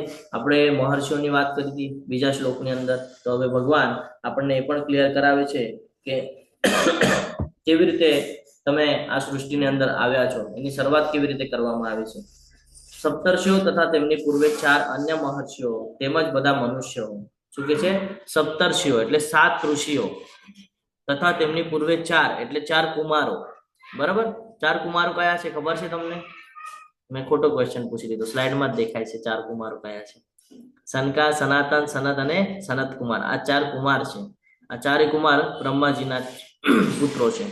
તો કે આ 4 કુમારો, એના પછી 7 સપ્તર્ષિઓ, બરાબર, અને એના પછી બધા મનુઓ. મનુઓ એટલે કોણ? તો કે માનવ જાતિના જે પૂર્વજો છે એ. આ બધા મારા મનથી ઉત્પન્ન થયા છે. ભગવાન આમ વિચાર કરે ને તરત ઉત્પન્ન થઈ જાય. ભગવાનને આમ ખ્યાલ આવે અને તરત એમનો જન્મ થઈ જાય. તો કે આ બધા મારા દ્વારા છે. વિભિન્ન લોકમાં નિવાસ કરનારા સર્વ જીવો તેમનામાંથી આવે છે. અલગ અલગ લોક છે, અલગ અલગ બ્રહ્માંડ છે. આપણે એક બ્રહ્માંડની અંદર એક પૃથ્વીલોક છે, એની અંદર આપણે રહીએ છીએ. આવું જ એક બીજું બ્રહ્માંડ હશે, એની અંદર પણ એક પૃથ્વીલોક હશે, એની અંદર પણ આવી રીતે સપ્તર્ષિઓ હશે, એની અંદર પણ મનુ હશે. અલગ અલગ લોક છે. જે ઋષિઓનું લોક છે ત્યાં પણ મનુઓ હશે. બ્રહ્માજીનું લોક છે, ઇન્દ્રનું લોક છે, ત્યાં પણ કોઈક ને કોઈક મહર્ષિઓ હશે. તો દરેક જગ્યાએ આવી રીતે મહર્ષિ છે. પણ તમે જ્યારે પણ એના ડીપમાં જશો તો તમને ખબર પડશે કે ઉપર કોણ છે? બ્રહ્માજી, અને બ્રહ્માજીથી ઉપર વિષ્ણુ, અને એનાથી ઉપર કૃષ્ણ. તો આવી જ રીતે આ લાઈન ચાલતી આવે છે અને આપણે બધા એમના બાળકો છે. એટલે કહેવામાં આવે છે ને કે પિતામહ કોને કહેવામાં આવે છે? તો કે બ્રહ્માજીને. અને પ્રપિતામહ તો કે ભગવાનને, કારણ કે એમના દ્વારા બધું થયું છે. જો અહીંયા 14 પ્રકારના મનુઓનો ઉલ્લેખ કરવામાં આવેલો છે. આ દરેક મનુની અલગ અલગ કથા છે. બરાબર. સ્વયંભૂ મનુ, સ્વરોચિષ મનુ, ઉત્તમ મનુ, તમસ એટલે કે તપસ મનુ, રૈવત મનુ, ચક્ષુષી મનુ, વૈવસ. આજે અત્યારે 7 નંબરનું જે દેખાય છે ને એ અત્યારે હાલનું મનુ ચાલુ છે. જયારે તમે પૂજા હવન વિધિ કરાવો ને તો એમાં આવે વૈવસ્વત મંતરે, કલિયુગે, કલિચરણે, કલિયુગે કલિયુગે પ્રથમ ચરણે, પછી આગળ આવે છે ગોદાવરી ઉત્પત્તિ સ્થાને, ત્રિસંધ્યા ક્ષેત્રે, ગોદાવરી ઉત્પત્તિ સ્થાને, એવી રીતે બધું આવે છે. બરાબર. શ્રી વિષ્ણુ શ્રીમદ ભગવતો મહાપુરાણે, એવી રીતે કરીને શરૂઆત થાય. પછી જંબુ દ્વીપે દંડકારીને દેશે, ગોદાવરી ઉત્પત્તિ સ્થાને, પછી આવે ત્યાં વૈવસ્વંતરે. તો એ અત્યારનું જે હાલનું જે ચાલુ છે ને એ આ ચાલુ છે. તો આ મનુ દ્વારા, કે કયા મનુના એમાં જીવન ચાલી રહ્યું છે તમારું, કયા મનુના. હવે આ જે મનુ છે એ લોકોની એ જ ડિફરન્સ છે. હવે તમને અહીંયા પાછો પ્રશ્ન નિર્માણ થાય, પ્રભુજી એ કેવી રીતે સમજવા? એ લોકોને એ જ ડિફરન્સ છે. એ લોકોને સિસ્ટમ આપીને રાખી છે કે કલિયુગની અંદર આટલાથી આટલા જે ભાગ છે એની અંદર આ મનુ રહેશે, પછી આટલો ભાગ પૂરો થશે. જેમ કે અત્યારે પ્રથમ ચરણ ચાલી રહ્યું છે, તો પ્રથમ ચરણની અંદર વયોસ્મંત ચરણ ચાલી રહ્યું છે, બરાબર, એમનો ભાગ ચાલી રહ્યો છે. પછી આગળ આવશે સાવરણી મનુ, પછી એમનું ચાલશે, બરાબર. તો આવી રીતે એક પછી એક ચાલશે. જેમ જેમ સમય બદલાશે એમ મનુઓ બદલાશે, બરાબર. જેમ જેમ યુગ બદલાશે એમ મનુઓ બદલાશે. તો એવી રીતે આ 14 પ્રકારના મનુઓ છે, જેમાંથી અત્યારે આપણે સાતમા મનુના એમાં આવી રહ્યા છે. એટલે આપણો જે જન્મ થયો છે એ આ મનુ દ્વારા જે જન્મ થઈ રહ્યા હતા એના આપણા પૂર્વજો કોણ છે? તો વૈવસ્વંતર, એ આપણા મનુ છે. શ્રદ્ધાદેવ જેને કહેવામાં આવે છે એ આપણા મનુ છે, એ આપણા પૂર્વજ છે, બરાબર. તો એવી રીતે આપણું દિનચર્યા જીવન જે છે એ આવી રીતે ચાલી રહ્યું છે. એટલે આપણે દાદા પરદાદા એવી રીતે આપણે જોવા જઈએ તો લાસ્ટ પોઈન્ટ પર શું આવશે આપણને? કૃષ્ણ પછી વિષ્ણુ, બ્રહ્માજી પછી ચાર કુમાર પછી આ મનુ આવશે, શ્રદ્ધાદેવ. અને શ્રદ્ધાદેવની અંદર આપણે બધા આવીએ છીએ. એના અંદર બાકીના જે બધા મહર્ષિઓ છે એ મહર્ષિઓ કોણ છે એ પણ આપણે જોઈ ગયા છે. અહીંયા આપણે જોઈએ ફરીથી એકવાર, તો આપણને ખબર પડશે કે કેવી રીતે આપણો જન્મ થયો છે. ભગવાન કૃષ્ણ, જેને પ્રપિતામહ એટલે કે દાદા કહેવામાં આવે છે, બરાબર. કૃષ્ણ બધાના સ્ત્રોત છે, જેમના દ્વારા પિતામહ એટલે કે બ્રહ્માજી, અને બ્રહ્માજી પછી જીવાત્માના 25 પિતૃસત્તાઓ, જેમાં 4 કુમાર આવે છે, 7 ઋષિઓ આવે છે અને 14 મનુઓ આવે છે. તો આવી રીતે એક કરી અને સ્ટ્રક્ચર તૈયાર કરવામાં આવેલું છે. જેમ જેમ શાખાઓ વધે છે એમ કાર્ય પણ વધે છે અને કહીએ ને સંખ્યા પણ વધે છે. હવે જો 4 કુમાર હતા, પછી ધીરે ધીરે 7 ઋષિઓ થયા, 7 ઋષિના 14 મનુઓ થયા. હવે 14 મનુ છે એના પાછા નીચે અલગ અલગ ઋષિઓ થશે, બરાબર.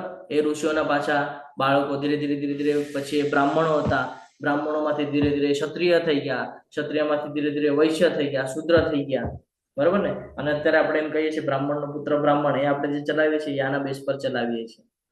તો એમ જોવા જાય તો બધા જ બ્રાહ્મણ છે, પણ ગુણ અને કર્મ અનુસાર જોવા જઈએ તો બધા બ્રાહ્મણની કેટેગરી ધરાવતા નથી, બધા અલગ અલગ ઓલામાં આવે છે, બરાબર. તો આમ જોવા જાય તો બધા બ્રાહ્મણના જ પુત્ર છે. આ જેટલા પણ છે બધા ઋષિઓ બ્રહ્મ જ હતા, બરાબર ને, બ્રાહ્મણ જ છે બધા. પણ આપણે આપણા ગુણ અને કર્મ અનુસાર વહેંચણી કરવામાં આવેલી છે, જેના લીધે આપણે એમાં બંધ બેસતા નથી. અહીંયા સુધી ક્લિયર છે? હરે કૃષ્ણ. ઓકે, તો આપણે આગળ વધીએ. જે મનુષ્ય મારા આ ઐશ્વર્ય તથા યોગના વિશે ખરેખર દ્રઢ વિશ્વાસ ધરાવે છે, તે મારી અનન્ય ભક્તિમાં સંલગ્ન થાય છે. આ વિશે લેશ માત્ર શંકા નથી. ભગવાન 7મા શ્લોકની અંદર આપણને એ જ જ્ઞાન આપે છે કે જે મનુષ્ય મારા ઐશ્વર્ય એટલે કે શરૂઆત કેવી રીતે થઈ એ, અને તમામ બ્રહ્માંડની અંદર જે કાંઈ પણ છે એમાં જે શિરોદક્ષાય વિષ્ણુ છે, ગર્ભોદક્ષાય વિષ્ણુ છે, મહાવિષ્ણુ છે, આને જે જાણે છે, આ પુરુષ અવતારને જે સમજી જાય છે, અમારી ભૌતિક પ્રકૃતિ પરા અને અપરા શક્તિ જે છે એને સમજી જાય છે, જીવ અને પરમાત્મા એને જે સમજી જાય છે, એ લોકો હંમેશા ભગવાનના સાનિધ્યમાં રહે છે. એમ અહીંયા ભગવાન આપણને સમજાવી રહ્યા છે કે જે મનુષ્ય મારા ઐશ્વર્ય તથા યોગ વિશે ખરેખર દ્રઢ વિશ્વાસ ધરાવે છે, તે મારી અનન્ય ભક્તિમાં સંલગ્ન થાય છે. એવો જ વ્યક્તિ ભગવાનના સાનિધ્યમાં આવી શકે છે, જેને આ જ્ઞાનની અનુભૂતિ થાય છે અને જે આ જ્ઞાન અર્જિત કરી શકે છે, એના જીવનમાં ઉતારી શકે છે. ભગવાન કહે છે બાકીના બધા જે લોકો છે એ લોકો આ બધું સમજી શકતા નથી. હવે અહીંયા ચતુશ્લોકી ગીતાની શરૂઆત કરવામાં આવી રહી છે. આપણે અહીંયા એક ઉદાહરણ લઈએ કે કહીએ ને આપણે કે બેંક હોય, બેંક, બરાબર. બેંકની અંદર આપણે કોઈ એમાઉન્ટ મૂકેલી હોય અથવા તો લોકર હોય, લોકરની અંદર આપણે વસ્તુ મૂકેલી હોય, તો આપણને ખબર છે એ વસ્તુ મૂકેલી છે, તો આપણે ચિંતિત હોઈએ કે બેંકમાં મૂકેલી હોય ત્યારે? બેંકમાં કોઈ વસ્તુ લોકરની અંદર મૂકેલી છે તો તમે ચિંતામાં હો કે ભાઈ મારી વસ્તુ સેફ છે કે નહીં? ના પ્રભુજી. ના પ્રભુજી, સેફ જ હોય ત્યાં. સેફ જ હોય, બરાબર ને? આપણને ખબર છે.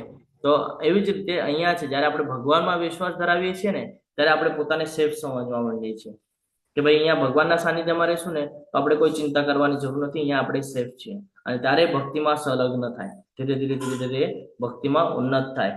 અને ભગવાન કહે છે એ વિશે કોઈ શંકા કરવાની જરૂર નથી કે આવો જે વ્યક્તિ છે એને હંમેશા ખબર છે કે ભાઈ હું ભગવાનના શરણમાં રહીશ તો મારે ચિંતા કરવાની જરૂર નથી, કારણ કે સમગ્ર સૃષ્ટિના સર્જન કરતા જે છે એટલે મારે કોઈ ચિંતા કરવાની આવશ્યકતા નથી. હવે ભગવાન એ જ પણ હવે આગળ આપણને હજી વિસ્તૃત વર્ણન કરીને સમજાવવા માંગશે, જેને આપણે ચતુશ્લોકી ગીતા તરીકે સંબોધન કરીએ છીએ.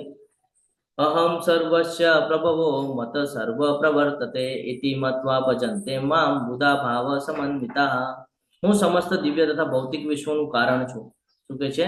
સમસ્ત દિવ્ય એટલે કે ભગવાનનું જે ધામ છે એ, અને ભૌતિક વિશ્વ એટલે કે આપણે જેની અંદર જીવન જીવી રહ્યા છે એ, એના કારણ કોણ છે? ભગવાન છે. દરેક વસ્તુ મારામાંથી જ ઉદ્ભવે છે. જે બુદ્ધિમાન મનુષ્યો આ રીતે જાણે છે તેઓ મારી પ્રેમમય ભક્તિમાં પરોવાય છે અને સર્વથા અંતકરણ પૂર્વક મને જ ભજે છે. કોણ ભગવાનની ભક્તિ કરી શકે? કોણ ભગવાનને સમજી શકે? બુદ્ધિમાન કોને કહેવામાં આવેલું છે? કોણ કહે છે? હરે કૃષ્ણ, હરે કૃષ્ણ. બુદ્ધિમાન તમે કોને કહી શકો? હરે કૃષ્ણ. હરે કૃષ્ણ પ્રભુજી. જે ભગવાનને સંસારમાં રાખીને કામ કરે એ પ્રભુજી? હા, ઈલા માતાજી બોલો. ભગવાન કૃષ્ણ જ ભગવાન છે એ બધી. હરી બોલ. બુદ્ધિમાન એને કહેવાનું છે કે જેને ખબર છે મૂળ કોણ છે. આપણે ઉદાહરણ પણ લીધું હમણાં કે હું અલગ અલગ ડાળીને પાણી આપું, જે વૃક્ષ છે એમાં અલગ અલગ ડાળીને જો પાણી આપ્યા કરું તો મૂળ સુધી પહોંચશે કે નહીં? પણ હું મૂળને પાણી આપીશ તો કે ડાળીઓ સુધી પહોંચશે. આ જ્ઞાન જેની પાસે છે એને કીધેલું છે બુદ્ધિવાળો, એને બુદ્ધિમાન કીધું છે. કે એને ખબર છે કૃષ્ણસ્તુ ભગવાન સ્વયં. તમે કેટલું પણ ક્યાંય પણ જશો, કોઈ પણ શાસ્ત્રની અંદર તમે ડીપમાં જશો તો તમને ખબર પડશે કે સ્ટ્રક્ચર કેવી રીતે છે. તો કે આ એક વૃક્ષ મને દેખાય છે, વૃક્ષની ઉપર મને ફૂલ દેખાય છે, ફળ દેખાય છે, પાંદડા દેખાય છે, ડાળી દેખાય છે, બધું દેખાય છે. પણ તો આ સ્ટાર્ટ ક્યાંથી થયું? આ ઉગ્યું ક્યાંથી? તો કે ભાઈ એક બીજ રોપણ કરવા. ક્યાં રોપણ કર્યું હતું? તો કે જમીનના અંદર. બીજ રોપણ જમીનના અંદર કર્યું. ઓકે, તો પછી મૂળ્યા હશે ને નીચે? હા, એટલે નીચેથી શરૂઆત થઈ છે. તો આવી રીતે છે કે ભગવાનને સ્ટાર્ટિંગમાં આપણે જોઈ નથી શકતા તો સમજી નથી શકતા, પણ જ્યારે આપણને આ જ્ઞાનની અનુભૂતિ થાય છે કે ભાઈ મૂળ મહત્વનું છે. ઘણા બધા લોકો ડાળીને મહત્વ આપે, ફળને મહત્વ આપે, બરોબર? એટલે બ્રહ્માજીને મહત્વ આપે, શિવજીને મહત્વ આપે, પણ એનમાં જોવા જાય તો સ્ત્રોત કોણ છે? તો કે મૂળ છે. તો કે જે આ મૂળને સમજી ગયું છે ને એ બુદ્ધિમાન છે. અને જે લોકો બુદ્ધિમાન છે એ લોકો જ ભગવાનની પ્રેમમય ભક્તિમાં પરોવાઈ શકે છે અને ભગવાનને ભજી શકે છે. બાકી કેટલા પણ પ્રયત્ન કરી લો તો ભગવાનને સમજવું એ શક્ય નથી. ભગવાનને કેવી રીતે સમજી શકાય છે? કોણ કહેશે? હરે કૃષ્ણ. ભગવાનને જો સમજવું હોય તો કેવી રીતે સમજી શકાય? ભક્તિ દ્વારા. ભક્તિ દ્વારા. હા, ભક્તિ દ્વારા. ભગવાનને ખાલી અને ખાલી ભક્તિ દ્વારા સમજી શકાય છે. બાકી આપણી જે બુદ્ધિ છે એ બુદ્ધિ પણ આપણી કામ ન કરે, એટલી બધી વિકસિત નથી. આપણી બૌદ્ધિક જગતની બુદ્ધિ છે એટલે એ ભગવાનને સમજવા માટે એટલી બધી સક્ષમ નથી. એને સક્ષમ બનાવવી પડે. શેનાથી? તો કે ધીરે ધીરે ધીરે ધીરે ભક્તિમાં જ સ્વીકારવાનો છે, અને ભક્તિ દ્વારા ભગવાનને સમજી શકાય છે. ભક્તિ કરશો તો ભગવાન તમને બધું બતાડી દેશે. બાકી ભક્તિ નહીં કરીએ આપણે કોઈ દિવસે ભગવાનને સમજી શકવાના નથી. 9મો શ્લોક ખૂબ સરસ શ્લોક છે અહીંયા. મારા શુદ્ધ ભક્તોના વિચાર મારામાં નિમગ્ન હોય છે, તેમના જીવન સંપૂર્ણપણે મારી સેવામાં સમર્પિત હોય છે અને તેઓ પરસ્પર બોધ આપી તથા મારા વિશે વાતો કરી પરમ સંતોષ તથા આનંદનો અનુભવ કરે છે. આવા જે લોકો છે જેની પાસે જ્ઞાન છે, જે ભગવાનની ભક્તિમાં તલ્લીન છે, એ લોકો કેવા છે? શુદ્ધ ભક્તો છે. અને ભગવાન એના વિશે કહે છે કે લોકોના જે વિચારો છે એ હંમેશા મારામાં હોય. એટલે તમારી સાથે ચર્ચા પણ કરે તો એ ભગવાનની જ ચર્ચા કરતા હોય છે. એનું જે જીવન છે એ સંપૂર્ણપણે ભગવાનની સેવામાં સમર્પિત હોય. એટલે સવારે ઉઠે તો પણ કર્મ ભગવાન માટે, પોતાનું કઈ કર્મ કરવું હોય તો એમાં પણ ભગવાનને ઇન્ક્લુડ કરીને કરે. આખા દિવસની જે દિનચર્યા છે એમાં જોવા જઈએ તો મોસ્ટલી બધા કર્મ અકર્મમાં ડાયવર્ટ કરેલા હોય છે. એટલે ભગવાન કહે છે તેમના જીવન પૂર્ણપણે મારી સેવામાં સમર્પિત હોય છે અને તેઓ પરસ્પર બોધ આપી તથા મારા વિશે વાતો કરી પરમ સંતોષ તથા આનંદનો અનુભવ કરે છે. જ્યારે આપણે ભગવાનની કોઈ લીલા વાંચીએ તો આપણને જ્ઞાન પ્રાપ્ત થાય કે ભગવાન કોણ છે, અને હજી ભગવાન આપણે સમીપ જઈ શકીએ, નજીક જઈ શકીએ. ભૌતિક જગતની અંદર જીવન જ્યારે જીવતા હોઈએ અને જ્યારે તમે કોઈ ભક્તોનો સંગ કરો તો એ તમને કોઈ એક્ઝામ્પલ પણ આપશે ને તો આવી રીતે જ આપશે ભગવાનના સાનિધ્યમાં. કે ફોર એક્ઝામ્પલ તમારી સાથે કોઈ એવી સિચ્યુએશન થઈ કે તમને નિર્ણય લેતા નથી ફાવતું, તો તરત તમને ભગવદ્ ગીતાનો શ્લોક સમજાવી દેશે કે નિર્ણય કેવી રીતે લેવાના હોય, નિર્ણય ક્યારે લઈ શકાય, તો કે મન શાંત હોય ત્યારે, તો કે મન કેવી રીતે શાંત રાખવાનું, તો એની માટેનું માર્ગ બતાડે કે ભાઈ ભક્તિ માર્ગ દ્વારા આપણે મનને કંટ્રોલ કરી શકીએ અને પછી નિર્ણય લઈ શકીએ. કેવી રીતે કરવાનું છે, જ્યારે આપણા સમય ખરાબ છે તો પેશન્સ રાખવાનું, કેવી રીતે રાખવાનું પેશન્સ, કે ભાઈ ધ્યાન રાખવાનું છે, સુખ અને દુઃખ બધાના જીવનમાં આવવાનું છે, તો પેશન્સ ક્યાંથી રાખવાનું છે, તો એ પણ આપણને જ્ઞાન. તો આવી રીતે તમારી સાથે ચર્ચા કરતા વખતે છે ને એ શાસ્ત્રોના સંદર્ભ આપીને તમારી સાથે ચર્ચા કરે, ભગવાનની કથાઓ કહીને તમારી સાથે સંપર્ક કરે.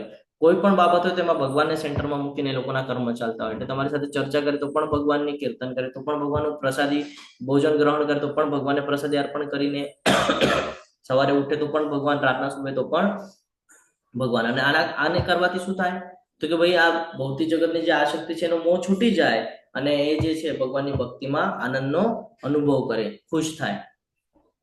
તો આ જે છે એ કોણ કરી શકે, મન ચિત્તા, એટલે જે પોતાનું જે ચિત્ત છે, મન છે, એ ભગવાનમાં લગાડવું ખૂબ જરૂરી છે. પોતાની બુદ્ધિ છે, પોતાનું મન છે, એ ભગવાનમાં લગાડવું ખૂબ જરૂર છે. અને અહીંયા કે છે પ્રાણા, પ્રાણા એટલે પ્રાણ, પ્રાણ એટલે શું? હરે કૃષ્ણ. પ્રાણ એટલે આપણું જે જીવન આપણે વ્યતીત કરી રહ્યા છે એને પ્રાણ તરીકે આપણે જોઈએ છીએ, છે ને. પ્રાણ જ્યાં સુધી શરીરના અંદર જે ચેતના, ચેતન તત્વ જે છે, આત્મા, આત્મા હોય ત્યાં સુધી જેને વેલ્યુ છે, એના પછી વેલ્યુ છે કે તો કે નહીં, તો કે આખી ભગવાનમાં સમર્પિત કરી દેવી જોઈએ. ચેતન પણ કહી શકીએ ને પ્રભુ? હા, ચેતન. તો આખું જે જીવન છે એ જીવન આપણે ભગવાનને સમર્પિત કરવું ખૂબ જરૂરી છે. જ્યારે આપણે ભગવાનની સેવામાં આ બધું લગાડીએ છીએ ત્યારે ધીરે ધીરે આપણને સ્વીકૃતિ આવે છે. આ ભૌતિક જગત પ્રત્યેનો આપણે જે મોહ છે, મોહ તૂટે છે, અને મોહ તૂટ્યા પછી આપણે ભગવાનના સાનિધ્યમાં જ્યારે રહે છે ધીરે ધીરે આનંદનું અનુભૂતિ થાય છે. એટલે ઘણા બધા લોકો તમે જોયા હશે, ઇસ્કોનના જે ડિવોટીસ છે, જે લોકો સવારે વહેલા ઉઠીને ભગવાનના સાનિધ્યમાં રહે છે, સમગ્ર દિવસ ભગવાન, તમે એની દિનચર્યા જોજો, તમે એની બોડી સ્ટ્રક્ચર જોજો, તમે એનું બોલવાની પદ્ધતિ જોજો, બધું ચેન્જ લાગશે તમને. હંમેશા નમ્ર ભાવે બોલશે, કોઈ પણ સિચ્યુએશન આવશે વિચલિત નહીં થાય.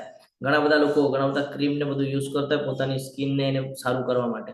એ લોકો સવારે ઉઠીને ભગવાનના સાનિધ્યમાં રહે છે, એ લોકોની સ્કિન ઓલરેડી તેજ વાળી હોય, કારણ કે ઓલરેડી ભગવાનના સાનિધ્યમાં છે. એને ચિંતા નથી, એટલે એને કોઈ ડાર્ક સર્કલ દેખાશે નહીં. કેમ? તો કે એને ચિંતા જ નથી, બધું ભગવાન પર સોંપી દીધું છે એને. ભૌતિક જગત સાથે એટલા બધા અટેચ નથી, તો ચિંતા હોય નહીં. જ્યારે કે નોર્મલ મનુષ્ય તમે જોશો તો એ ચિંતાગ્રસ્ત હોય છે, એને ચિંતા હોય છે કે ભવિષ્યમાં શું થશે, આમ છે તેમ છે. પણ જે ભક્તો હોય છે એ વર્તમાનમાં જીવતા હોય છે, એને ખબર છે કે ભાઈ અત્યારે મારું જીવન છે ને હું ભગવાનમાં લગાડીને રાખું, અંત ક્યારે આવશે ખબર નથી, એટલે ભવિષ્યની ચિંતા નથી કરતા. જે સમય મળ્યો છે ને એમાં એ પોતાનું હિત કરી લે છે ભગવાનના સાનિધ્યમાં રાખીને. આ શીખવા જેવું છે. આજ આપણે શીખતા નથી અને પછી આપણને એવું લાગે કે ભાઈ એ તો જે ટેમ્પલના અંદર જઈએ તો ઘણા બધા પ્રભુજીઓ, એના ચહેરા પર એક વિશિષ્ટ પ્રકારનું તેજ જોવા મળે છે, એનો ઓરો એકદમ પ્રભાવશાળી છે કે ત્યાં જઈએ એટલે આપણું મન થાય કે એમની સાથે ચર્ચા કરીને ત્યાં જ બેસે. શું કામ? શું કામ? ભગવાનના સાનિધ્યમાં છે ને એટલે. આ જ શીખવાનું છે કે ભગવાનની સાથે કનેક્ટિવિટી બનાવીને રાખી છે ને એટલે પાવર છે એનામાં, અને આપણામાં નથી, કારણ કે આપણે ભૌતિક જગતમાં ઇન્ટરેસ્ટ રાખીએ છીએ, છે ને. ઘણા બધા લોકો આ એક્સેપ્ટ કરી શકશે અને ઘણા બધા લોકો નહીં કરી શકે. જે એક્સેપ્ટ કરી શકે છે એ લોકો ઓલરેડી ભક્તિમાં છે, એટલે એ લોકોને ક્લિયરન્સ આવે છે કે હા પ્રભુજી કે છે 100% સાચું છે. અને જે લોકોને નહીં ખબર કે છે ના પ્રભુ એવું કઈ થોડી હોય, કઈ ટેમ્પલના લોકોમાં આટલું તેજ, એટલે એ તો એ જન્મથી જ હશે. ઘણા લોકોને જોયું છે કે પેલા ભૌતિક જગત સાથે સંકળાયેલા હતા તો એ લોકોનું બોલવાનું અલગ હતું, બોડી સ્ટ્રક્ચર અલગ હતું, બધું જ અલગ હતું, વિચલિત પણ થતા. અને પછી જ્યારે ભક્તિમાં આવ્યા પછી તમે એને કેટલું પણ પ્રયત્ન કરો, એ દરેક વખતે તમારી સાથે હસીને જ વાત કરશે. એના ચહેરા પર તમને સ્માઇલ જ દેખાશે. કોઈ દિવસે તમને એવું નહીં દેખાય આના ચહેરા પર ચિંતા, કોઈ દિવસે મેં નથી જોયું આજ સુધી. એટલે હું તમને કહું છું કે ચિંતા એના ચહેરા ઉપર મેં નથી જોઈ આજ સુધી, કારણ કે ભગવાન સાથે કનેક્ટ છે ને, ચિંતા કરતા જ નથી લોકો. તમે એમને પૂછશો ને કે પ્રભુ તમે ચિંતા કેમ નથી કરતા, તો કે ચિંતા સુખ શેની ચિંતા કરવાની, એમ જવાબમાં એમ કે ચિંતા શેની કરવાની, આપણે પોતે ભગવાનના સાનિધ્યમાં છે, ભગવાનના દાસ છીએ, આપણે શેની ચિંતા કરવાની છે. એ તો કોઈ બી બાબત, તો કે આસક્તિ હોય તો ચિંતા થાય ને, આસક્તિ જ નથી કોઈ બાબતની, કઈ જોઈતું જ નથી, જે નથી જોઈતું એ પણ ભગવાન આપી દે છે, કે ચિંતા જ શેની કરવાની. તો જે ભક્ત હોય એની જે ક્વોલિટી છે, ગુણવત્તા છે, એની આ ખબર પડે છે. આ ચતુશ્લોકી ગીતા ચાલી રહી છે અને આને જેને જીવનમાં ઉતારી દીધું ને એ ભગવાનના ભક્ત થઈ જાય છે. શુદ્ધ ભક્તિના લક્ષણો છે. પ્રારંભિક તબક્કો, તેઓ સેવામાંથી જ ગુણાતીત આનંદ લે છે, અલગ અલગ સેવા કરીને.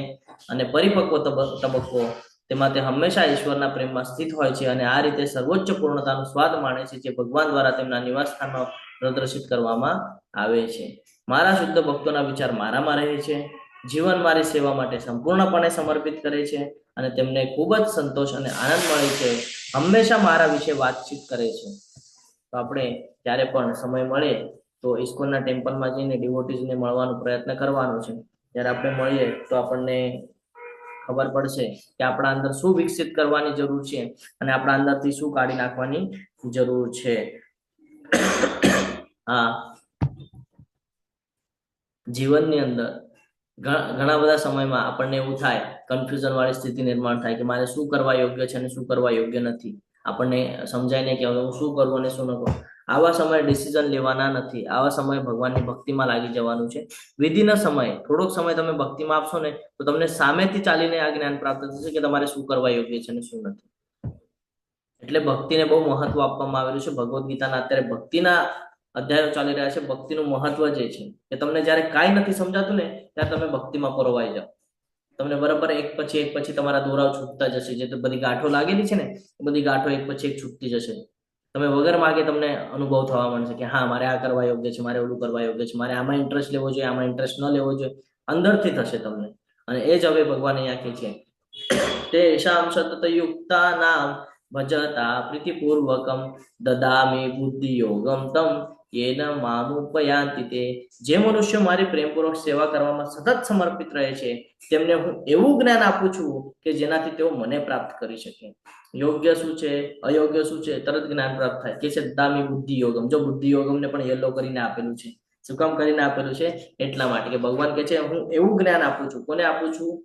જે મારી પ્રેમપૂર્વક સેવા કરે છે એને. એટલે નાસ્તિક લોકો હોય બરાબર, એની પાસે પણ જો જ્ઞાન ન હોય તો ચિંતા કરવાની જરૂર નથી. એને ભગવાનના સાનિધ્યમાં આવી જવાનું છે. ભગવાનની ભક્તિ કરવાની ચાલુ કરી દેવાની છે. ભગવાનની ભક્તિ કરશે તો ભગવાન કહે છે એને હું એવું જ્ઞાન આપું છું જેનાથી આ ભૌતિક જગતના બધા દુઃખોમાંથી શાંતિની અનુભૂતિ કરે અને અંતે એ મારી પાસે આવી શકે. અહીંયા સુધી ક્લિયર છે? હરે કૃષ્ણ. હા પ્રભુજી. ઓકે, આપણે આગળ વધીએ. અલગ અલગ તબક્કા છે. કર્મયોગ, જ્ઞાનયોગ, આ બંનેને મિશ્રિત કરીને બુદ્ધિયોગ તરફ આગળ વધી શકાય છે. સૌથી પહેલા તો આપણા કર્મ આપણે કેવી રીતે કરીએ છીએ એના ઉપર ફોકસ કરવું જોઈએ. જ્યારે કોઈને ખબર હોય કે ધ્યેય કૃષ્ણ છે પરંતુ ફોલોની લત છે તો ત્યારે આપણે સમજી શકતા નથી કે આપણે શું કરી રહ્યા છીએ. આપણે ઈચ્છા રાખીએ છીએ કે હા હું ભગવાનની ભક્તિ કરીશ પણ મને અમુક ફળની ઈચ્છા છે, એટલે આસક્તિ છે બરાબર. તો ત્યાં સુધી આપણે ભક્તિમાં તલ્લીન થઈ શકવાના છીએ કે નથી થઈ શકતા. પછી તો કે જ્ઞાનયોગ. જ્યારે કોઈને ખબર હોય કે લક્ષ્ય કૃષ્ણ છે પરંતુ કૃષ્ણને સમજવા માટે માનસિક અટકળોમાં આનંદ લે છે ત્યારે તે જ્ઞાન યોગમાં કર્મ કરી શકતો નથી. ત્યારે એ જ્ઞાન પણ એને મહત્વનું હોતું નથી. હવે બુદ્ધિયોગ. જ્યારે વ્યક્તિ ધ્યેયને સંપૂર્ણપણે કૃષ્ણ ચેતના અને ભક્તિ સેવામાં શોધે છે ત્યારે તે બુદ્ધિયોગ અથવા તો ભક્તિયોગમાં કર્મ કરે છે, જેને સંપૂર્ણ યોગ કહેવામાં આવે છે, જે સર્વોચ્ચ પૂર્ણતાનો તબક્કો છે. એટલે ખાલી બુદ્ધિ, ખાલી જ્ઞાન લઈને કે કર્મ સુધારીને આપણે ભગવાન તરફ જઈ શકશું કે નહીં? તો કે કર્મ સુધારીને પણ નહીં જવાય અને જ્ઞાનને અર્જિત કરીને પણ નહીં જવાય. કેવી રીતે જવું પડશે? આપણા બુદ્ધિને પ્રેરિત કરાવી. અને બુદ્ધિ કેવી રીતે પ્રેરિત થાય? તો કે ભક્તિ દ્વારા. એટલે કે છે દદામિ બુદ્ધિ યોગમ. ભગવાન કહે છે હું એને બુદ્ધિ પ્રોવાઈડ કરું છું. ક્યારે? જ્યારે મારા શરણમાં આવે છે, જ્યારે મને સમર્પિત થાય છે તો એને બધું ક્લિયરન્સ મળી જાય છે કે મારે શું કરવા યોગ્ય છે, શું મારે નથી કરવાનું, મારે શેમાં જીવન પસાર કરવાનું છે અને કેવા એમાં જીવન મારે પસાર નથી કરવાનું. આ તમામ પ્રકારનું જ્ઞાન કે છે ભગવાન હું એને આપું છું.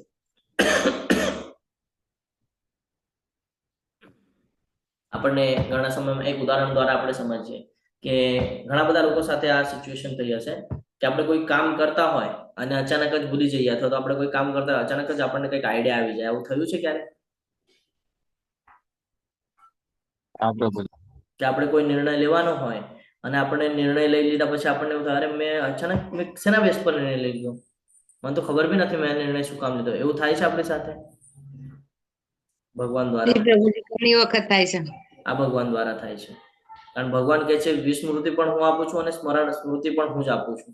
તો બધું ભગવાન દ્વારા થાય છે. એટલે હંમેશા પોતા દ્વારા કાંઈ જ નથી થતું. જ્યારે તમે પોતાને શૂન્ય સમજવા માંડશો ને કે ભાઈ આપણે ઝીરો છીએ, આપણે કાંઈ જ નથી, પણ એ ઝીરો કયા છે? જો ભક્ત બનીને તમે ઝીરો રહ્યા તો તમારી વેલ્યુ બહુ વધી જાય છે. અને જો તમે એક કોઈ સંખ્યા હોય એના સ્ટાર્ટિંગમાં તમે શૂન્ય લગાડો અને પછી એ સંખ્યા લગાડી તો એની વેલ્યુ વધે ન વધે. તો એ જે સંખ્યાની સ્ટાર્ટિંગનો જે શૂન્ય છે ને એ ભૌતિક જગત છે, અને એ સંખ્યાની પછીનો જે શૂન્ય છે ને એ આધ્યાત્મિક છે. એટલું ધ્યાનમાં રાખજો. હવે આપણે છીએ શૂન્ય, આપણા દ્વારા અહીંયા કઈ થતું નથી, બરાબર? કાંઈ થાય છે આપણા દ્વારા? આપણે મનની ઈચ્છા કરીએ છીએ, તરત પૂર્તિ થાય છે?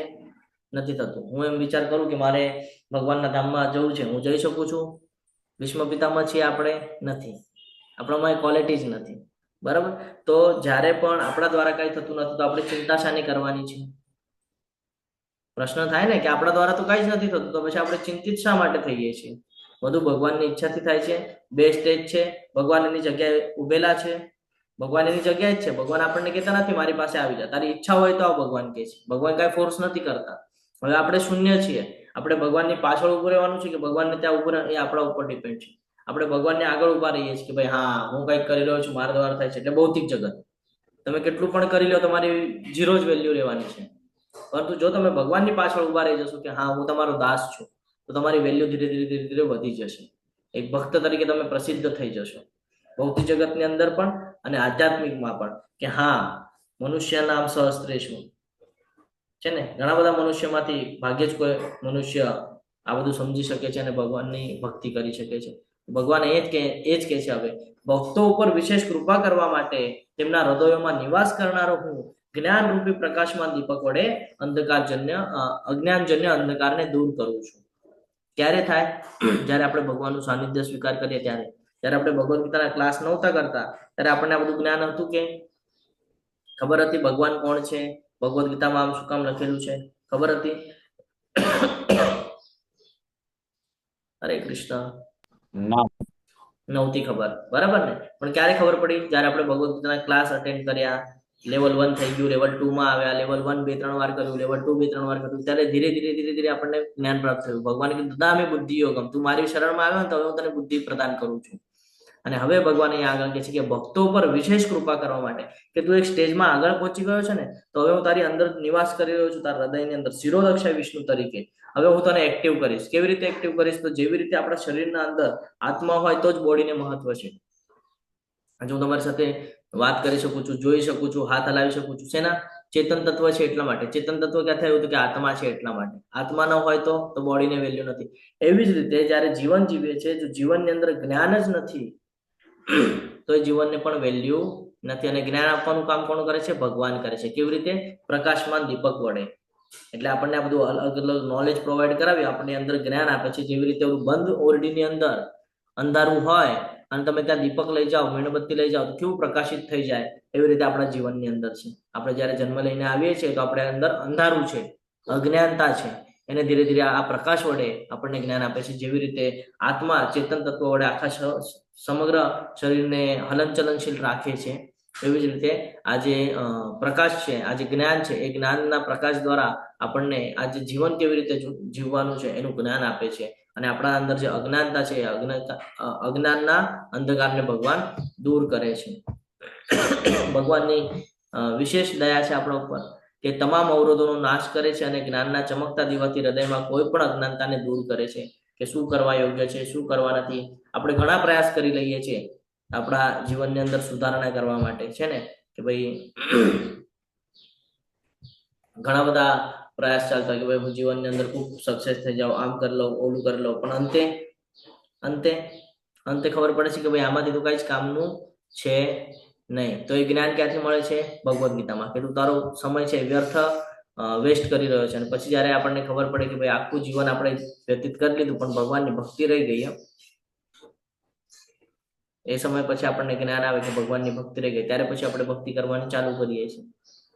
આ સમજવું જરૂરી છે કે જે જ્યારથી આપણને જ્ઞાન પ્રાપ્ત થાય તરત એક્ટિવ થઈ જવાનું છે ત્યાંથી જ, કે હા ભાઈ આ કીધું છે, શું કામ કીધું છે, શું કામ આપ્યું છે ભગવાન દ્વારા આપણને જ્ઞાન. નહીં તો કરોડો લોકો છે, હજારો લોકો છે, કેમ બધા પાસે નથી? કેમ નથી બધા પાસે? ભગવાન ચાહે તો બધાને આપી શકતા હતા ને. કેટલા કરોડ જનતા છે આ દુનિયા ઉપર, એટલા બધાને જ્ઞાન આપી શકતા હતા ભગવાન. કેમ નથી આપતા? કેમ ભાગ્યે જ કોઈ લોકો જોડાય છે? પાછલા જન્મમાં કર્મ એવા કરેલા છે, ઈચ્છા એવી રાખેલી છે, એ પ્રમાણે અત્યારનો જન્મ પ્રાપ્ત થયો છે. અને મનુષ્યનો જન્મ મળ્યા પછી ભાગ્યે જ કોઈ ભક્તિ માર્ગ પર આવી શકે છે અથવા તો ભગવાનનું શરણ સ્વીકારી શકે છે. અમુક શાસ્ત્રોની અંદર તો એવી રીતે પણ વર્ણન કરવામાં આવેલું છે કે કૃષ્ણ ભક્તિ ત્યારે મળે છે જ્યારે ખૂબ તમે મહેનત કરી હોય, ખૂબ અસંખ્ય તમે ઈચ્છાઓ વ્યક્ત કરી હોય અને અસંખ્ય મહેનત કરી હોય, તમે દેવી દેવતાઓની ઉપાસના કરીને એ દેવી દેવતાઓને પ્રસન્ન કર્યા હોય ને, ત્યારે તમને ચાન્સ મળે છે કૃષ્ણ ભક્તિની. અને આપણે બધા બહુ ભાગ્યશાળી છે કે આપણને ડાયરેક્ટલી કૃષ્ણ ભક્તિ આ જન્મમાં મળી ગઈ છે, જેનાથી આપણે પોતાનો ઉદ્ધાર કરી શકીએ છીએ. તો આ જ્ઞાન દ્વારા આપણે પોતાનું હિત કેવી રીતે સાધવું એના ઉપર ફોકસ કરવો જોઈએ. અર્જુનજી કૃષ્ણની સ્થિતિ વિશે સ્વીકારે છે, જે ભગવાન અહીંયા આપણને ચતુશ્લોકી ગીતામાં જ્ઞાન પ્રાપ્ત કરે છે એ સ્વીકારે છે, અને તેમના વિશે વધુ ઐશ્વર્ય સાંભળવાની વિનંતી કરે છે. શું કામ? અર્જુનજીને તો ખબર હતું કે ભાઈ ભગવાન જ છે, તો પણ શું કામ વધારે સાંભળવાની શું કામ ઈચ્છા ધરાવે છે? કોણ કહેશે? હરે કૃષ્ણ.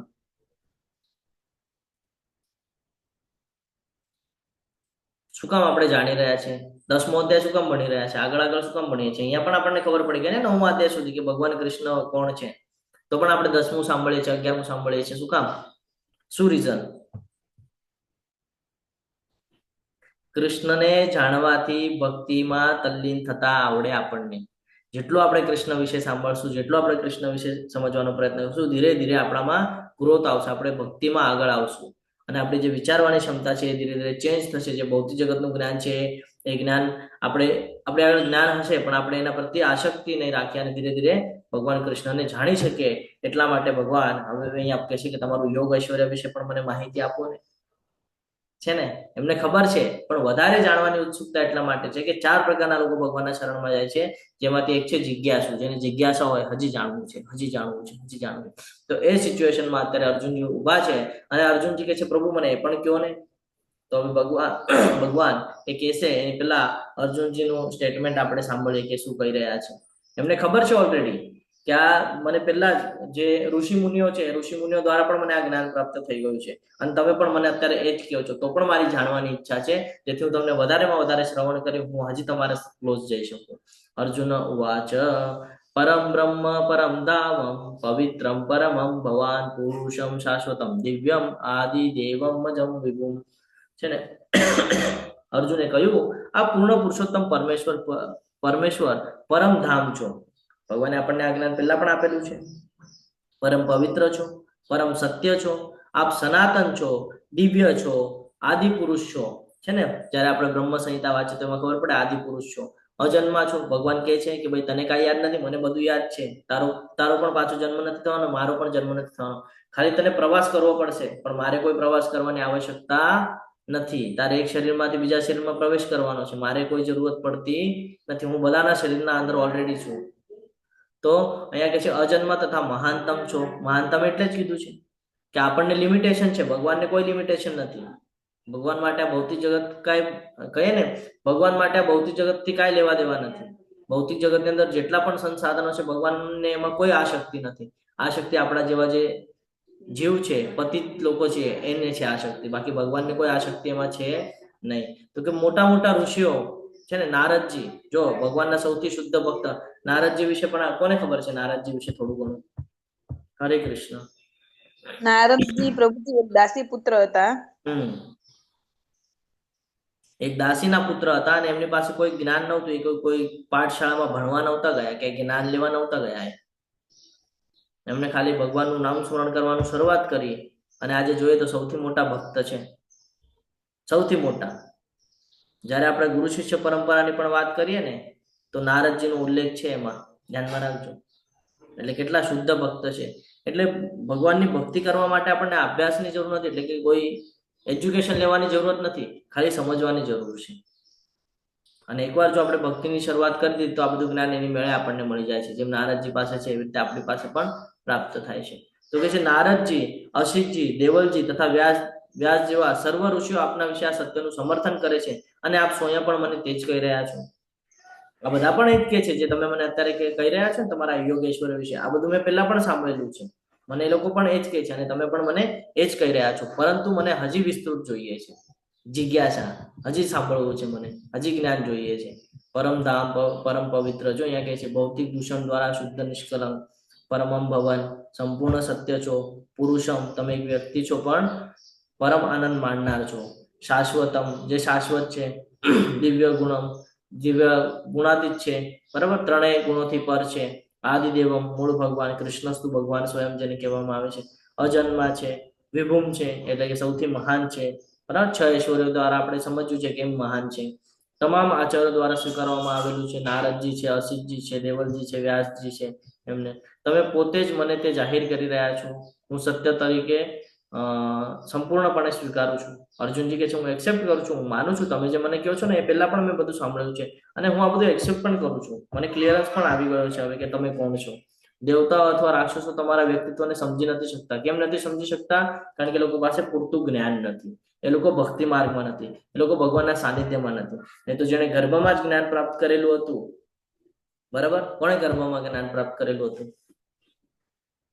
પ્રહલાદજી મહારાજ. પ્રહલાદ મહારાજે છે ને ગર્ભની અંદર જ આ જ્ઞાન પ્રાપ્ત કરેલું હતું. હજી કોણે કરેલું હતું? હજી કોકને જ્ઞાન પ્રાપ્ત હતું. કલયુગની શરૂઆત થવાના પહેલાની કથા છે જે ભાગવતમમાં આવે છે, જે ભાગવતમ કહી રહ્યા હતા, જ્યાં પરીક્ષિત મહારાજ બેસેલા હતા. સુખદેવજી મહારાજ. હરી બોલ, ખૂબ સરસ.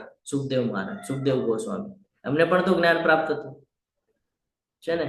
તો આ સમજવું જરૂરી છે કે જ્યાં સુધી આપણે ભક્તિમાં નહીં આવે ને ત્યાં સુધી આપણને જ્ઞાનની અનુભૂતિ નહીં થાય, તો આપણે ભગવાન કૃષ્ણ કોણ છે એ સમજી શકવાના નથી. જ્યારે આપણે શાસ્ત્રોને વાંચીએ છીએ તો આપણને થોડુંક ક્લિયરન્સ આવે છે, પણ જ્યારે આપણે ભગવદ્ ગીતાને વાંચીએ છીએ તો આપણને ફૂલ ક્લિયરન્સ આવી જાય છે કે ભગવાન કોણ છે.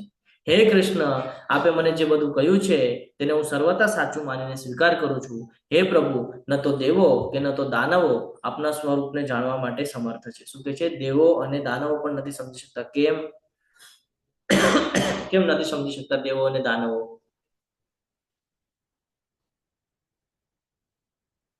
હરે કૃષ્ણ. ક્યાં વાસ કરે છે દેવો અને દાનવો? ભૌતિક જગતની અંદર માયાદેવીના પ્રભાવ હેઠળ છે. શ્રદ્ધા જ નથી. શ્રદ્ધા હોય તો ભગવાનને સમજી શકશે ને, શ્રદ્ધા જ નથી.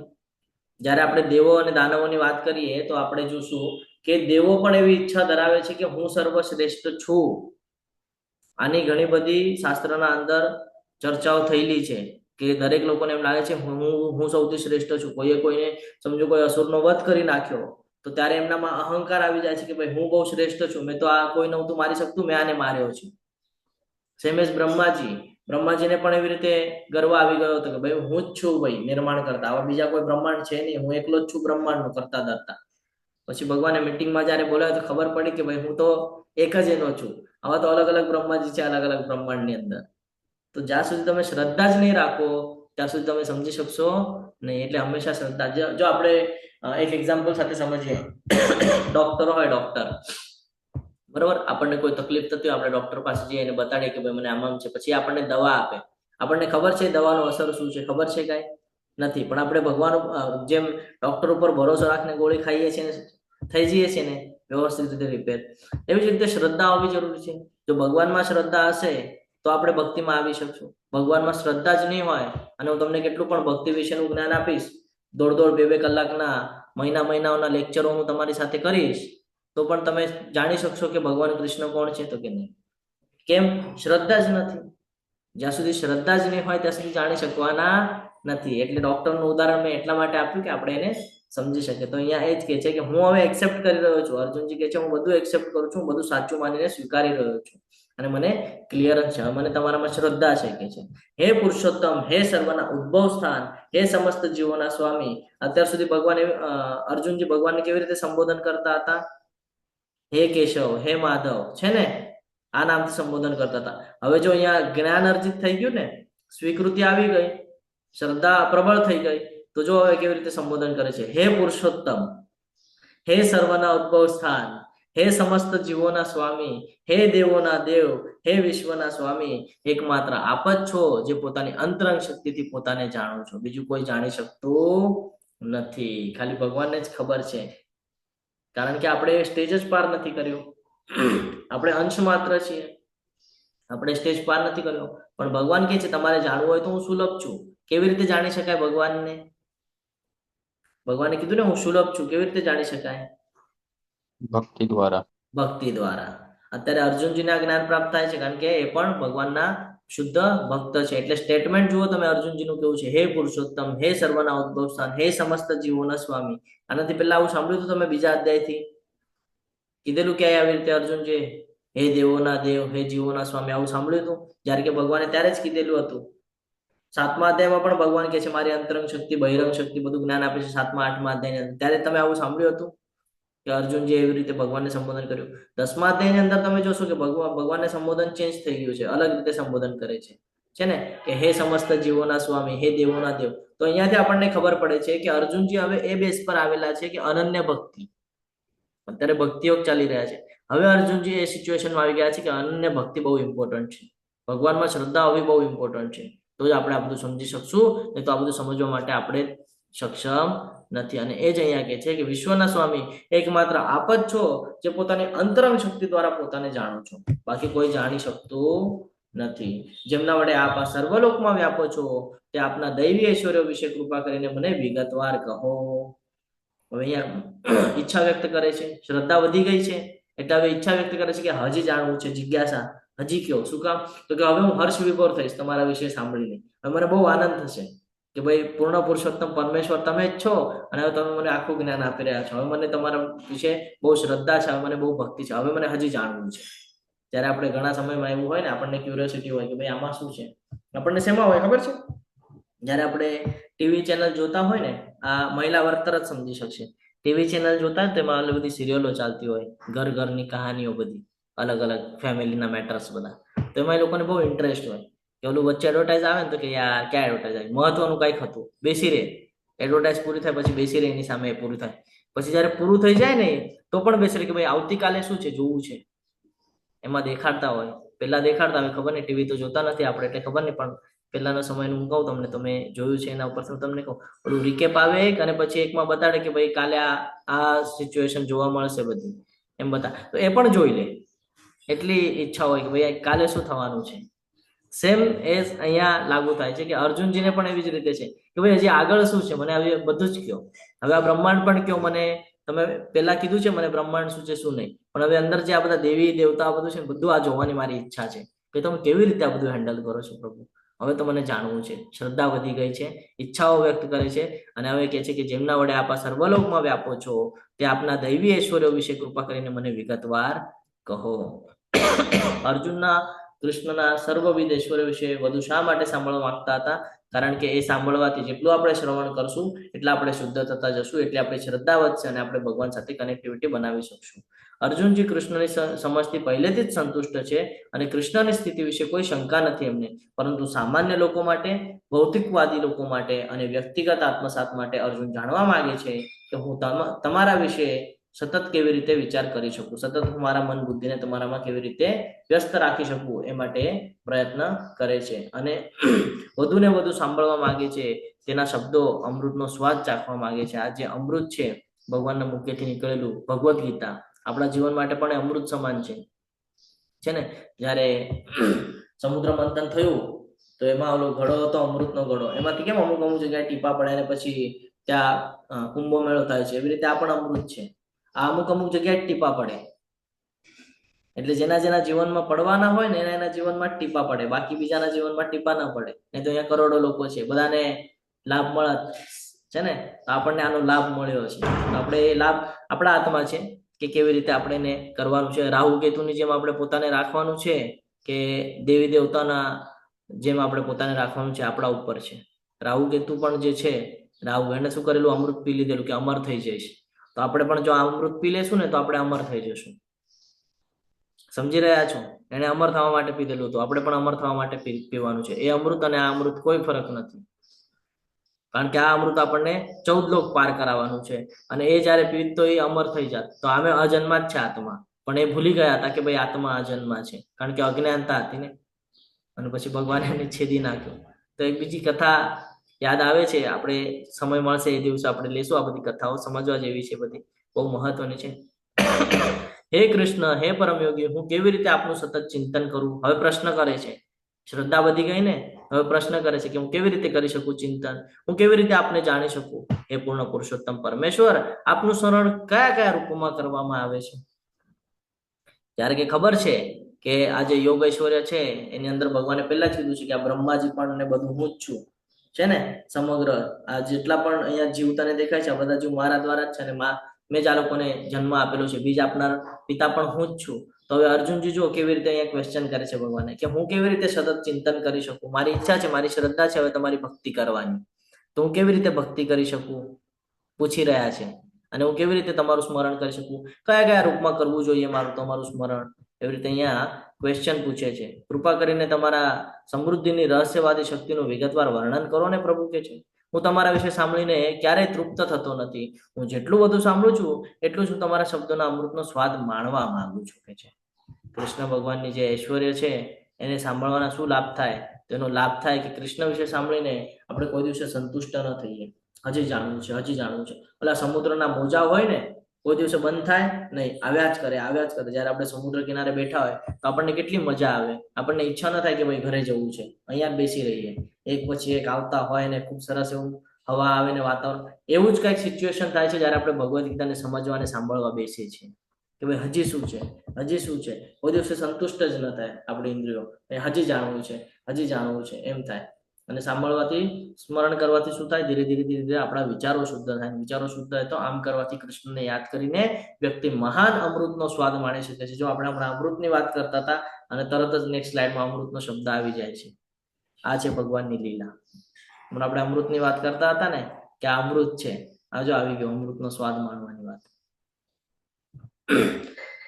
હે જનાર્દન, જનોનું અર્દન કરનારા, એટલે જનાર્દન શબ્દનો અહીંયા ઉલ્લેખ કરવામાં આવ્યો છે. જો કેવી રીતે સંબોધન કરે છે કે જે જાણવું છે ને એ પ્રમાણે ભગવાનને સંબોધન કરે છે કે જનોનું અર્દન, જે જનતા છે એના હિતનું કરવાનું, તો કે તમે જ છો જે હિત કરી શકો છો મારું. એટલે કે છે હે જનાર્દન, આપ કૃપા કરી ફરીથી આપના યોગ સામર્થ્ય તથા ઐશ્વર્યનું વિસ્તારથી વર્ણન કરો ને. હું આપના વિશે શ્રવણ કરવામાં ક્યારેય તૃપ્ત નથી થતો. જેમ કે હું આપના વિશે વધુ સાંભળું છું તેમ આપના શબ્દ રૂપે અમૃતને વધુ ને વધુ આસ્વાદન કરવા ઈચ્છું છું. હજી ઈચ્છા છે, ક્યુરિયોસિટી છે, મને જાણવું છે, જિજ્ઞાસા છે કે ભાઈ આ બ્રહ્માંડની અંદર કણ કણમાં વાસ કરે છે તો હું કેવી રીતે સમજી શકું? કયા કયા ભગવાન છે, કયા કયા દેવી દેવતાઓ છે? ઘણી જગ્યાએ ભગવાન તરીકે ઉલ્લેખ છે શાસ્ત્રો વાંચે તો કે ક્યાં ક્યાં છે હું કેમ સમજી શકું કે આને ભગવાન શું કામ કહેવાય છે, ઓલાને ભગવાન શું કામ કહેવાય છે? બ્રહ્મા માટે પણ ભગવાન શબ્દનો ઉલ્લેખ થયો છે. તો બ્રહ્માને શું કામ કહેવાય છે ભગવાન? કારણ કે ભગવાનના અંશ છે.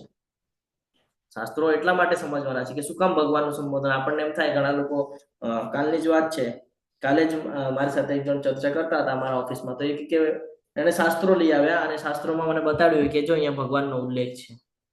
પછી મારે સમજાવવું પડ્યું કે ભગવાનનો ઉલ્લેખ ત્યાં શું કામ આપવામાં આવેલો છે. પછી મેં પણ આપણી ભગવદ્ ગીતા કાઢીને બતાડી, તો આ પણ શાસ્ત્ર છે? તો કે હા. તો અહીંયા પણ આવી રીતે ઉલ્લેખ છે. હવે તો આ યોગ્ય પકડીશ કે યોગ્ય પકડીશ? પછી એને બ્રહ્મ સંહિતા કાઢીને બતાડ્યું. આ બ્રહ્મ સંહિતા વાંચો શું લખ્યું છે. ઈશ્વર પરમ કૃષ્ણ સચ્ચિદાનંદ વિગ્રહ અનાદિર આદિર ગોવિંદમ સર્વ. ત્યારે એક્સેપ્ટ થયા કે નહીં આ સત્ય છે. તો આ જાણવું જરૂરી છે કે એટલે અહીંયા અર્જુનજી એટલા માટે કહે છે કે આ જો તમે મને કહેશો ને બધું, તો હું સવારે ઉઠવાથી લઈને રાતના સુવા સુધી કન્ટિન્યુઅસ કૃષ્ણ કૃષ્ણ કરી શકીશ. મને મોકો જોઈએ છે કૃષ્ણ કૃષ્ણ કરવાનો, મારી શ્રદ્ધા વધી ગઈ છે. પણ હું જયારે કૃષ્ણ કૃષ્ણ કરીશ ને તો 4 લોકો આવીને મને કહેશે શું કૃષ્ણ કૃષ્ણ કરે છે, ત્યારે હું એને સંબોધન કરી શકું, હું એને બતાડી શકું કે શું કામ કૃષ્ણ કૃષ્ણ કરવાનું છે. કે તું સૂર્યને કહીશ તો પણ કૃષ્ણ છે, ચંદ્રને જોઈશ તો પણ કૃષ્ણ છે, પાણીને જોઈશ તો પણ કૃષ્ણ છે, કોઈ ઋષિની વાત કરીશ તો પણ કૃષ્ણ છે. અર્જુન તો કે એ પણ કૃષ્ણ છે, તું તો કે એ પણ કૃષ્ણ છે. એટલે જે કાંઈ પણ જોઈશ તો બધી કોર કૃષ્ણ જ કૃષ્ણ દેખાય છે. એટલે હું કૃષ્ણ કૃષ્ણ કરું છું. આ કહેવા માટે આપણને સિમ્પલ જાય, એટલા માટે આપણને 10મો અને 11મો અધ્યાય અહીંયા ભગવાન દ્વારા આપણને જ્ઞાન આપવા માટે રાખવામાં આવેલો છે. આ સાથે આપણે અહીંયા વિરામ લઈએ છીએ. તમે બધાએ ખૂબ શાંતિપૂર્વક સાંભળ્યું એટલે તમારા બધાનો હું ખૂબ ખૂબ આભાર વ્યક્ત કરું છું. વાંછા કલ્પતરુભ્યશ્ચ કૃપા સિંધુભ્ય એવ ચ પતિતાનામ પાવનેભ્યો વૈષ્ણવેભ્યો નમો નમઃ. અનંત કોટી વૈષ્ણવ વૃંદ કી જય, ભગવદ ગીતા કી જય, શ્રીલ પ્રભુપાદ કી જય, સદગુરુદેવ કી જય. હરે કૃષ્ણ કૃષ્ણ કૃષ્ણ કૃષ્ણ હરે હરે હરે રામ હરે રામ રામ રામ રામ હરે રામ હરે. હરે હરે કૃષ્ણ સર્વને. હરે કૃષ્ણ પ્રભુજી, દંડવત પ્રણામ. હરે કૃષ્ણ. હરે કૃષ્ણ પ્રભુજી, દંડવત પ્રણામ. હા, હમણાં જે આપણે શ્લોક સમજ્યા ને એનું એક નાનું એવું ઉદાહરણ દઉં હું તમને કે હરે કૃષ્ણ પ્રભુજી. હરે કૃષ્ણ. જ્યારે તમને તરસ લાગેલી હોય, તમને બે પ્રકારના પાણી આપવામાં આવે, સમુદ્રનું અને નદીનું. તમે કયું પ્રેફર કરો? નદીનું કરો, સમુદ્રનું ન કરો, છે ને? સમુદ્રનું ખારું લાગે. તો એવી જ રીતે છે, જ્યારે આપણે ભગવાનને સમજીએ તો આપણને જ્ઞાન પ્રાપ્ત થાય કે જે નદીનું પાણી છે એ પાણી આપણા માટે મહત્વનું છે. અત્યારે આપણે ભૌતિક જગતમાં જીવીએ છીએ તો એ મહત્વનું છે, સમુદ્રનું પાણી મહત્વનું નથી, છે ને?